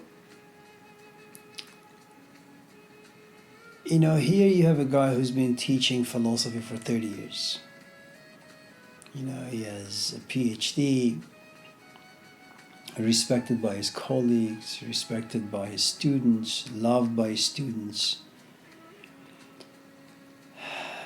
Granted, he had read, you know, the stories of Mullah Nasruddin and all of his jokes, and maybe he had this false assumption that he is Mullah Nasruddin now. You know, he's taking over that particular title and that particular character, so he can kind of make fun of himself, as well as give the rest of us, you know, idiots, some wisdom lesson.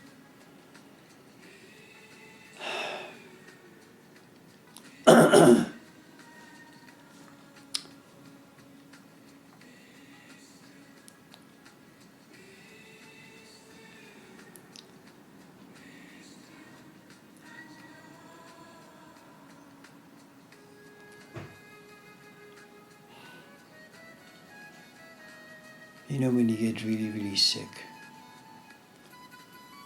almost everything you've desired, they just vanish, they go away. You know, you don't care for anything. A big house, a car. You know, all you want is your health back. And nothing has power over you. And there's this sense of, even though you're sick, but there's a sense of freedom to that. You know, money has no power over me. My friends have no power over me. The only thing I want is really just my health. That's the only poverty I have. And even if someone was to come with a bag of money, you know, and say, I want to give this to you, and then take that money away, that bag away, you wouldn't really care. You say, I don't really care. You know, I'm sick, I'm puking left and right. I don't really care about all this bag of money. And you realize that the world has no power to humiliate you, to embarrass you, to shame you. Nothing has power over you because you're sick. And when you're sick, you're in pain. And pain doesn't leave you because sickness doesn't leave you. And so you can't forget. And you're no longer insan, nosia. You're no longer an animal who forgets. You're not even bashar, which means an entity that remembers and then forgets. You become Adam. Adam in the sense that you have fallen, you know you have fallen, and you have now come to realize you are sick and you want your health back. Nothing else matters. You know, the only thing you want is go home, and your version of home is I want my health back. Nothing else matters.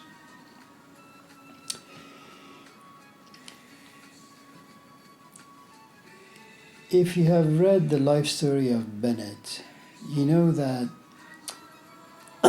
he was in the Near East for a while, and he was familiar with this group of people called the Khajagan, or the Sufis. And he was also familiar with this order called the Malamatis. Malamatis, and it's, you don't need to know who these people are. The only thing you need to know is that all of us suffer from false egos. All of us do. And whenever something pokes at us and it has the power to embarrass or humiliate us, we kind of fight back. Okay? There has to be this other part inside you that knows that you are sick, that all the things that you're doing down here, it's just a game. Everything is just a stupid game. The SLOs, the PLOs, the ILOs, the grades you give, the lecture you give in the classroom, because you don't really know who these students are. You don't know if the cups are cracked, you don't know if they're full, you don't know if they're empty, you don't know if they have the capacity to become empty. Everything is a game. Nothing really matters. Go in there. If you can embody an idea, if you're really passionate about the idea, embody it. Be passionate. You should be your only concern. If a student raises his or her hand and say, I think this class is stupid, you kind of laugh and say, yeah, of course it's stupid. What else could it be? I can't teach. After all, wisdom can be conveyed in language. Are you kidding? No one has done it before. Do you think I can do it? And plus, you're just 18. What the hell do you know? Just wait till you're 50 or 40 or 90. Then you will begin to understand a little bit.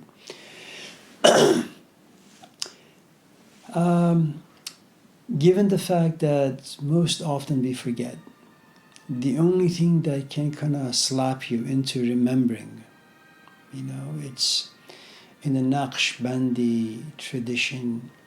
I don't know if it's the fourth principle or the fifth, Bazgasht.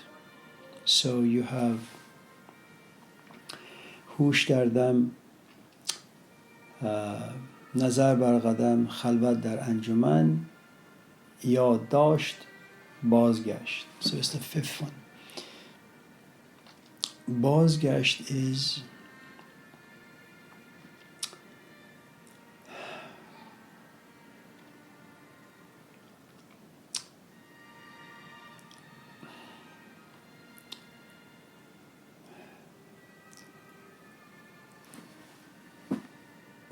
you plan to go to New York to have a good time,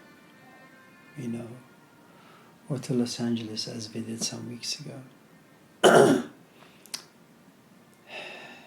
And you get distracted by Los Angeles, and you get distracted by all the Persian shops and all the Persian folks that you see on the street.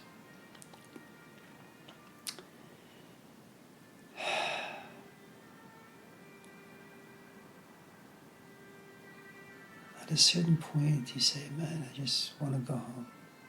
I'm tired of just kind of feeling like homeless. I go to a hotel, and then I shower, then I go out, then I come home, then I go out, then I come home. I'm just tired. I just want to go home and rest. And what Bazgasht means, you write this book, then you write that book, then you give this talk, then you give that talk, then you do 1,001 different things. And you take all these things very seriously. And then you remember. You remember that the task was none of this stuff. One of the things that Gurdjieff was really good at doing was humiliating his students. In other words, only those. And everybody knew that if Gurdjieff humiliates you, it means he really likes you. If you are humiliated by Gurdjieff, it means that you have the capacity to wake up and learn from it and not to be broken by it and then go out there and seek therapy. So humiliation is a way for you to remember that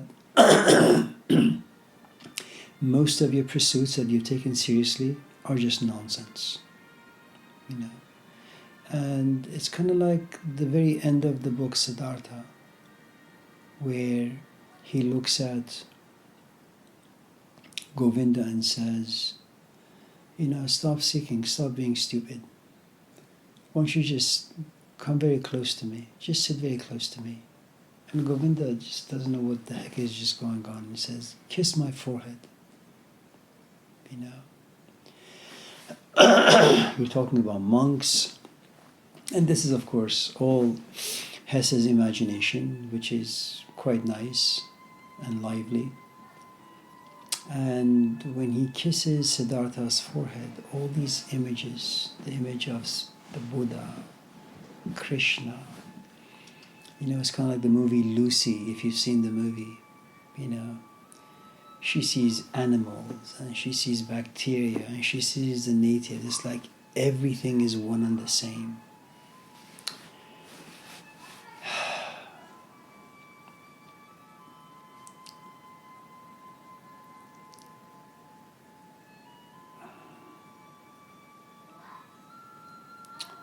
So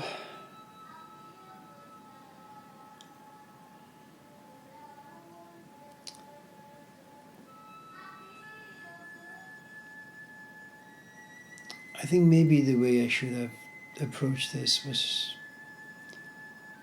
when you're humiliated, you get embarrassed. Then you become angry. Then you feel incompetent. Then you feel as if you've been disrespected and devalued. I don't know what sort of a human being finds pleasure in humiliation and learns from it. I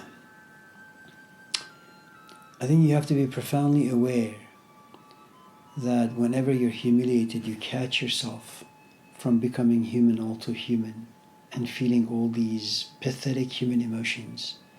And you say, I'm not going to allow, humiliation to drown me in self-pity.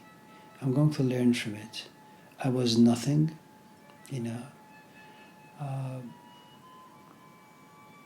it's like all these books.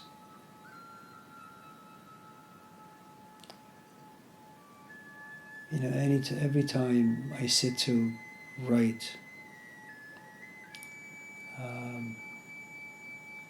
with the intention of eventually getting this stuff published, I say to myself, look at your house. Thousands of books. You don't even look at them. You're not even interested in them. Your book will eventually be like that. It'll just be a tiny piece of a thing, in an ocean of library, ocean of books. No one will be interested, And when you come to realize that no one really learns from books, real learning, I'm not talking about information, something that is like alchemy, transforms you. Only a living human being can do that for you, or some profound experience, And you realize that, well, somehow you say to yourself, no, my book is very, very different from all these other books. No, your book is not different. It has the same junk as these other books do. Don't take it so seriously. You want to sit, write a book? Fine, sit and write a book. But don't think of yourself as being special or you have talent to write anything special. It's just a book. It's nothing. Ink on paper. It doesn't mean anything. That's a kind of a depressing way to look at it, unless you have the stamina to pull yourself out of depression, and say, well, that's just the way things are.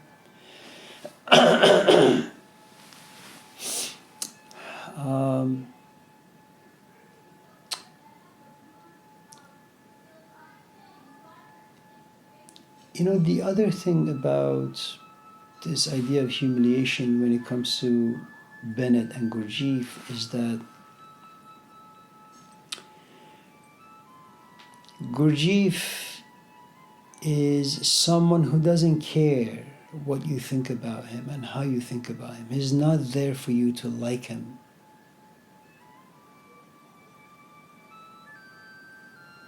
It's not a personal relationship, as he says many times in, Beelzebub Tales, that my only task is to make sure that I can work with someone whose consciousness can grow, can mature. That's my only interest. And because I know human ego always stands in the way, my job is to humiliate the person. He did it to Bennett, he did it to the Salzman, he did it to the Hartman. Every chance he got, he just punished people. And when he saw that the human element comes out, then he would act nicely to them and then remind them that they are there in his school to be more than human. Now, I'll tell you a story which I think sometimes humiliation does the wrong thing. When I met Haqi, and I really, really like this man, I was going to San Francisco State, and I was busy just doing a few things, and we were talking about an age where there were no cell phones. So I would go to a payphone and say, "Okay, Mr. Haqi, I'll come pick you up like around 5." He says, "Okay." I'll be downstairs in Berkeley. It's okay. Then I would call at 5. I say, "Mr. Haqi," I would leave him a message. "I'll be there at 6.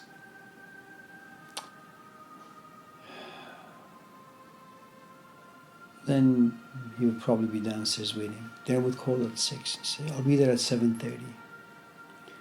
And I can't tell you how many times I did this to him. And when I would go eventually to pick him up to, take him to Roseville, to my parents' house, I would say, "I'm so sorry that I kept delaying, picking you up." And he would say, "It was not a problem. I was self-cleansing. Every time that I expected you to be here and you were not, I would go upstairs, check my messages, and then there was your voice saying you'll be late. And I wanted to unpack and say, I just don't want to go to Roseville anymore or become angry. I made sure that, I am constantly baptized by the basic human emotions." And I was very young then, and this stuff just went over my head. I said, okay. What that did, though, on the negative aspect of it, was that because I didn't have eyes to see, and I didn't have ears that could listen to the experience and what I was doing to this man, it made me even more callous. So I continued to abuse him, just calling him endlessly, saying, "I'll be there 10 minutes late, 20 minutes late, an hour late, a day late, 2 days late," So if he had kind of punished me a little bit, I would have been a bit more disciplined. He allowed me to humiliate him. But what he didn't see, I was this young, immature punk. In this particular scenario, the person who actually needed to be humiliated and embarrassed was me, not him. But because he approached the stuff far too passively, 2 people in this case were abused, himself and me. I never learned. 20 years had to pass by until I had to learn my lesson. And I learned that lesson through Hussein.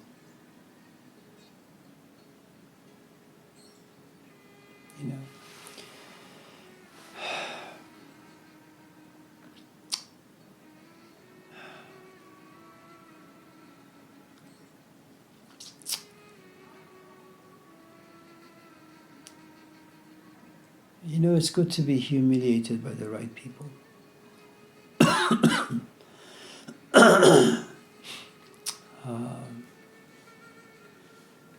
But it's a painful place to be.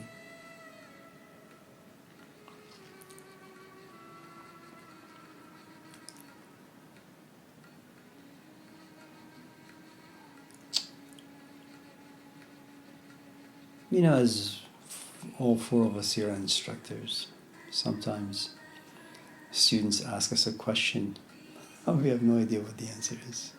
And so we wing it. We kind of just make up something ridiculous.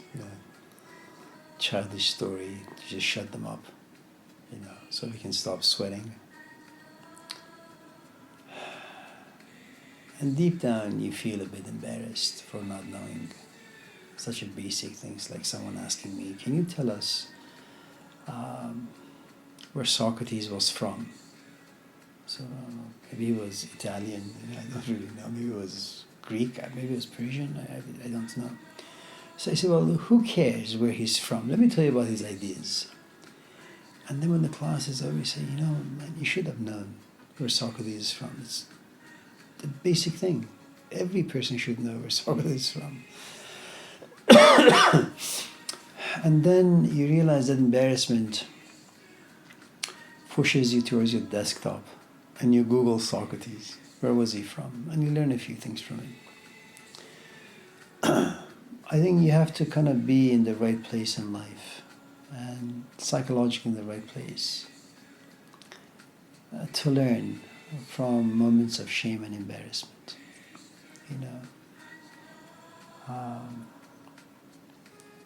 And in many ways, this idea that when someone slaps you on the right cheek, offer the left.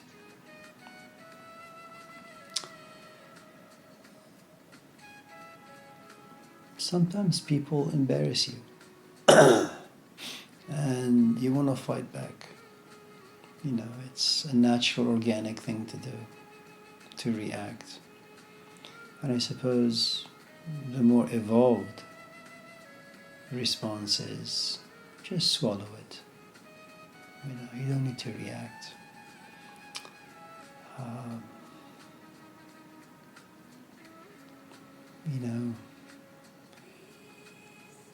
The world was running before you were born, it's going to run after you're dead.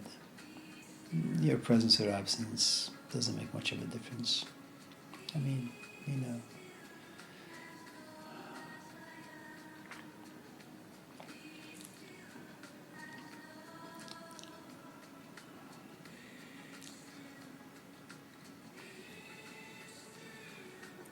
My parents are old. And they will die. And I feel sad. But my life will continue. My kids will be the same way. If tonight I put my hand on the pillow and don't wake up in the morning, they'll be sad, but they will forget.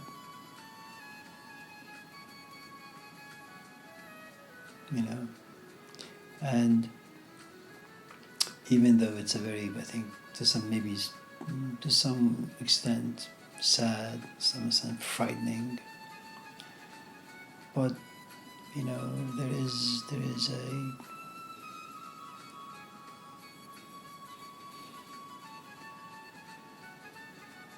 you just don't take yourself as seriously.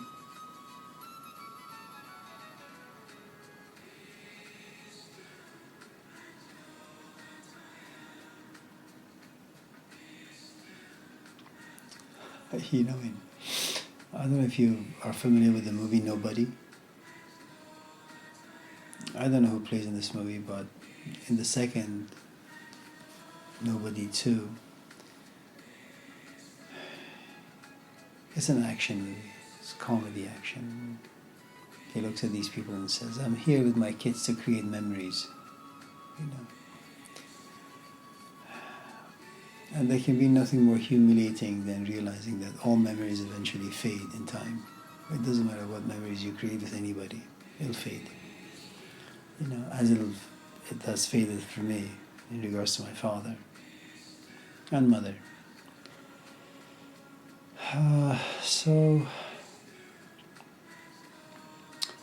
But you just got to be careful who you're humiliating. It can't be your boss, because then you lose a job. It can't be a student, because you may get fired. So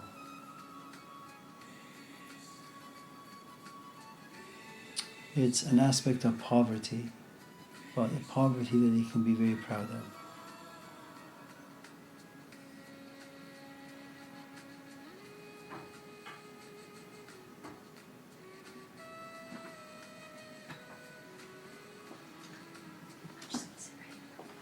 please. No. No, no, no, no. No, please. No, closer.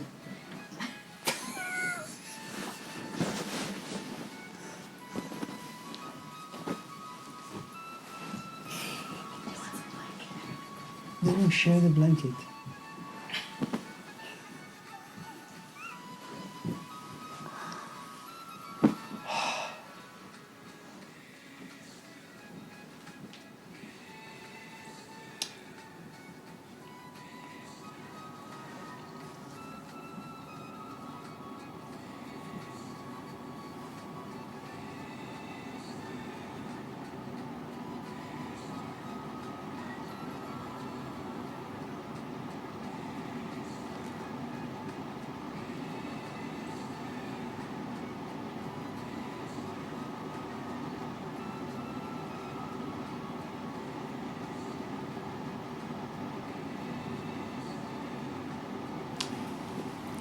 You know Charlie Sheen?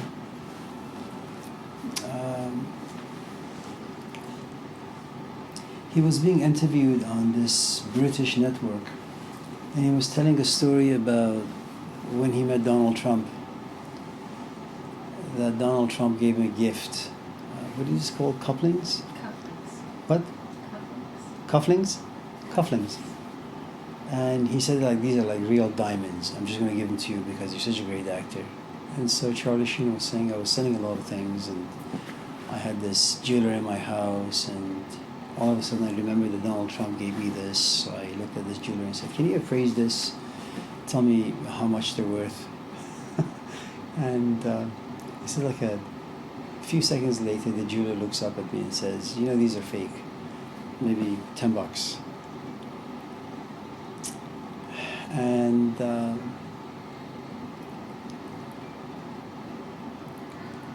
we place these values on ourselves, you know. We assume that we are the real gem, and no one has the right to embarrass, humiliate, or belittle us, or make fun of us, or mock us. And Gurdjieff, you know, understood this about his students.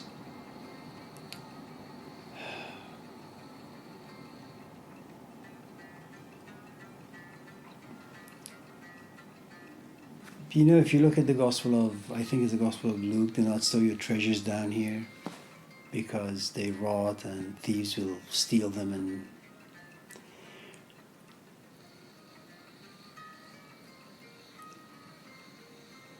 if you have Jesus walking around and if he sees that you're holding tight to the treasures that you've amassed and they all belong to down here, there's a good chance he's going to make fun of you. And I think Gurdjieff knew that. And he wanted his students to look for treasures that just don't rot. And that's you always being centered, making sure that all these other eyes that live inside you are not attached to like ridiculous, childish, infantile things that you hold so dear and you take them so seriously, you know. And so I think if you can find someone who could just embarrass the hell out of you every single minute, you know, at the same time hold you. You know, it's like you tell your kids that they're just stupid for all the right reasons, and they sit and they cry, and then you take them out for ice cream, and while you're having ice cream you kind of unpack the stuff for them. I called you stupid because, well, you were doing stupid things because, let me explain, A, B, C, D, E, F, G, H. And by the time you get to Z, they really, really understand, you know. When someone praises you, I mean, go back to Jean-Paul Sartre. People lie. People are stupid.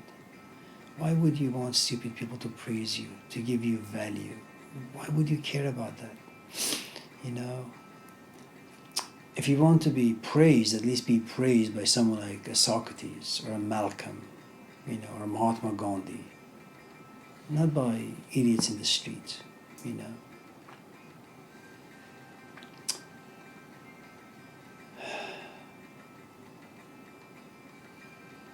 So humiliation is really, really tough. When I was young in the classroom, the moment I forget what I was doing with an idea, I would lose, my frame of thought. I'd somehow try to wing it so the student wouldn't catch on. It took 20 years maybe.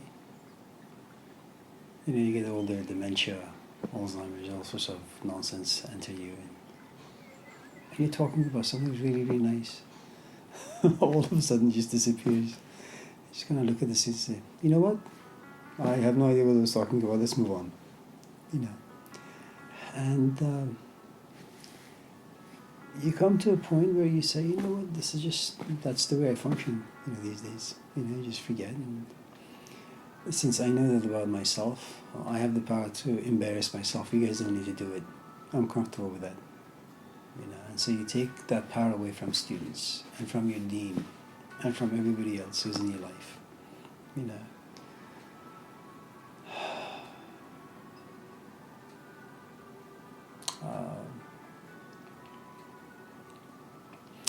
There is this verse in the Gospel of Mark. It's something I joke around with Sarah sometimes.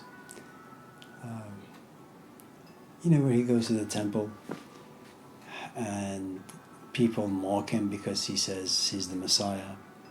And he looks at them and says to them, "Blessed is he who's not embarrassed." What is it? "Blessed is he who's not embarrassed of me." A different version is that I only care about how God sees me. I don't care about how the rest of you see me. Which is a really, really good place to be.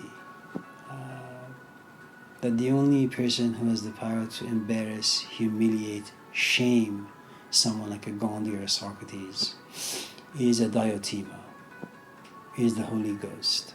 People have no power over him.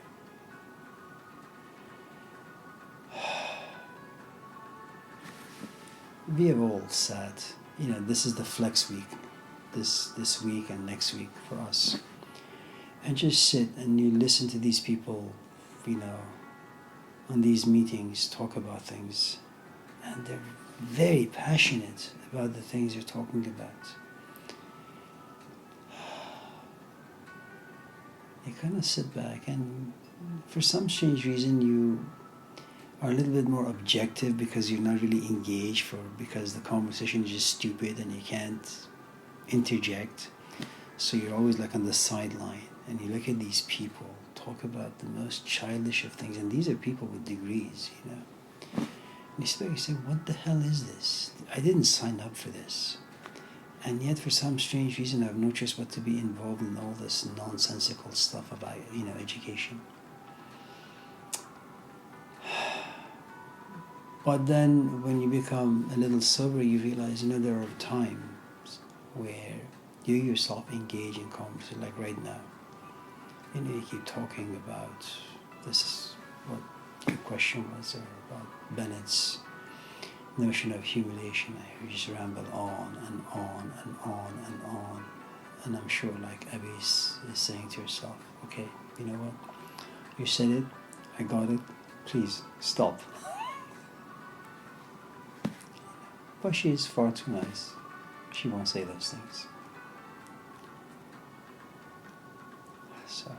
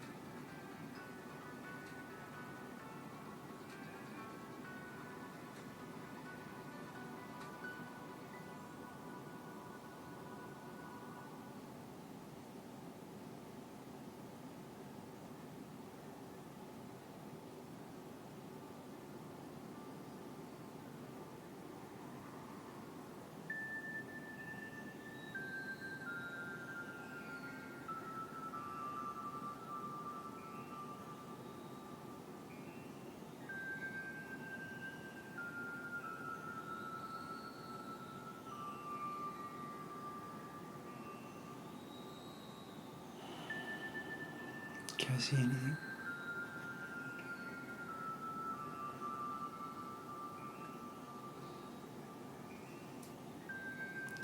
Amir, why did you ask that question about eyes?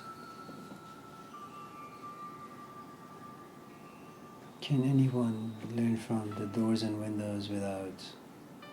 Remember your question? Why did you ask it?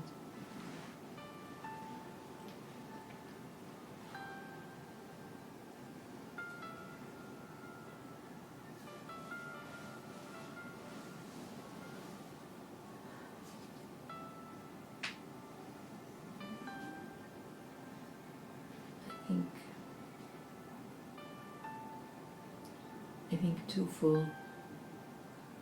One, because I was wondering if during training with a teacher that it's possible to have those moments of clarity or understanding, but the way that you had said it, it sounded like you do have to, that there's a point beyond which you actually truly start to see or understand. So that was one part of it. The other part was even while you are in training with the teacher, you are experiencing life and teaching moments or teaching events. And so the question was around whether those can in fact give you the eyes that you had alluded to as happening beyond when you were with the teacher. Or in training.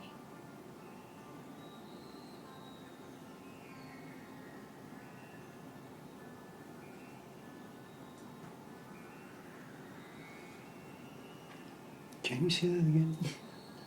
Forgive me. No, it's me, it's not you.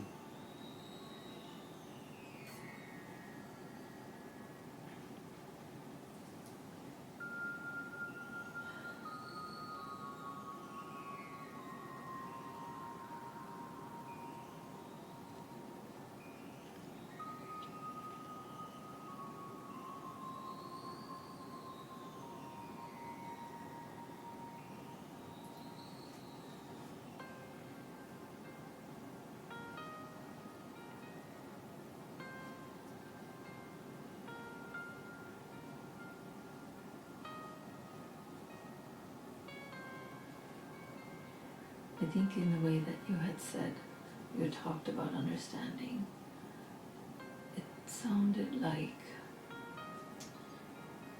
you would have to go beyond when your teacher passes away or you have separated from the teacher or become disillusioned in some way with the teacher to really start to have life be able to teach you or to see things in a certain way, to understand, to have true understanding.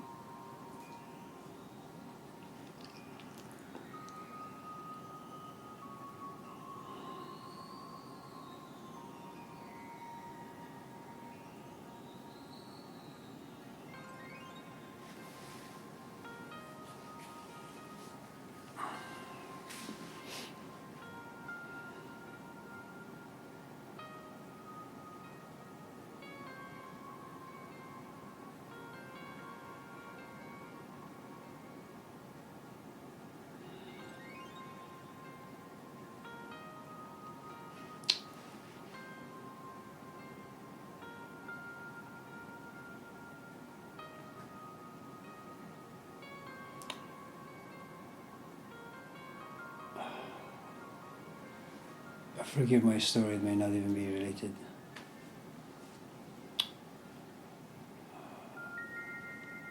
I was an awful kid. So much so that my parents sent me to India. India didn't have the power to heal me, so my parents sent me to America. America had no power to heal me, so they migrated to America. That didn't work either. They bought a car wash. I dropped out of school, which was an awful thing to do to parents, immigrant parents.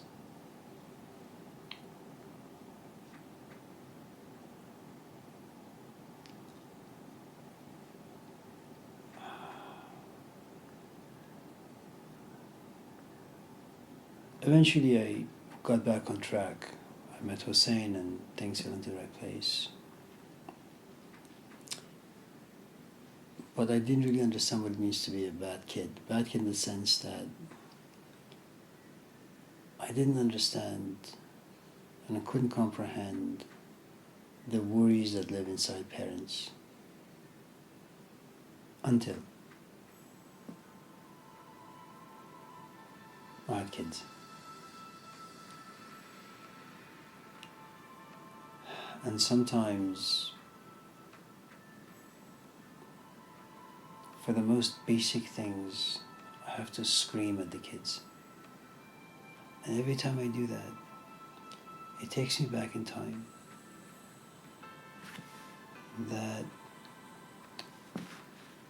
And this is a recent phenomenon, 5, 6, 7 years. That for almost 55 years or so, I just did not have the capacity, the eyes or the ears or the nose or the tongue,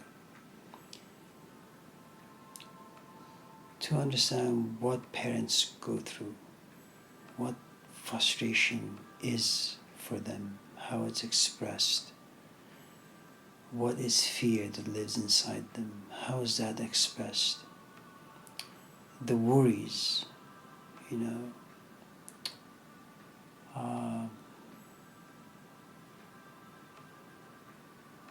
and it makes no sense that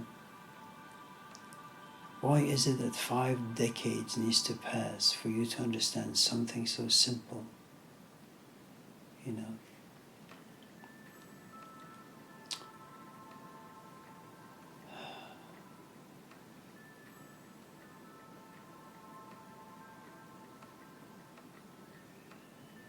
And every time there is something with the kids, I organically go back to my own childhood. And like 20 minutes later, I pick up the phone and call my parents. And I don't think it's because I want to talk to them. I think it's my own subtle way of repenting, without telling them. It's my own way of asking their forgiveness without really asking them. I just didn't know. Having wasted money like that, it's tough to send your kids money from far away and thinking that your kids are spending that money on education when in fact they're just like burning it,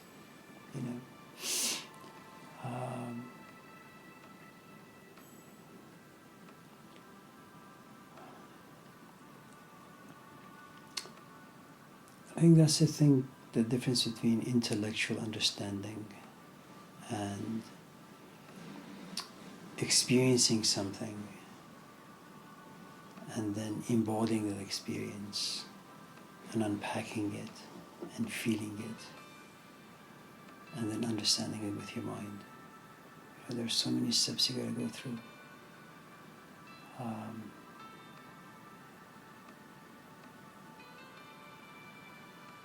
Every time I'm working on the house, it's almost on a daily thing, that every time I go downstairs or anywhere in the house to work on something, the image of Hussein comes to mind, where he spent like 2, 3, 4, 5 months building a bookcase in his house. And then the last few days of his life, I remember visiting him, where he looks at the people and says, I should have written a book, Hussein was saying, about himself. I should have written a book about some aspect of the Islamic tradition. And it's interesting because here you have a man who spends like 4 months building a bookcase and doesn't think about writing a book. He's just engaging in building a bookcase. With the loss of time, with the loss of health, with the loss of life, all of a sudden, he says, maybe instead of doing all that stuff, I should have written a book.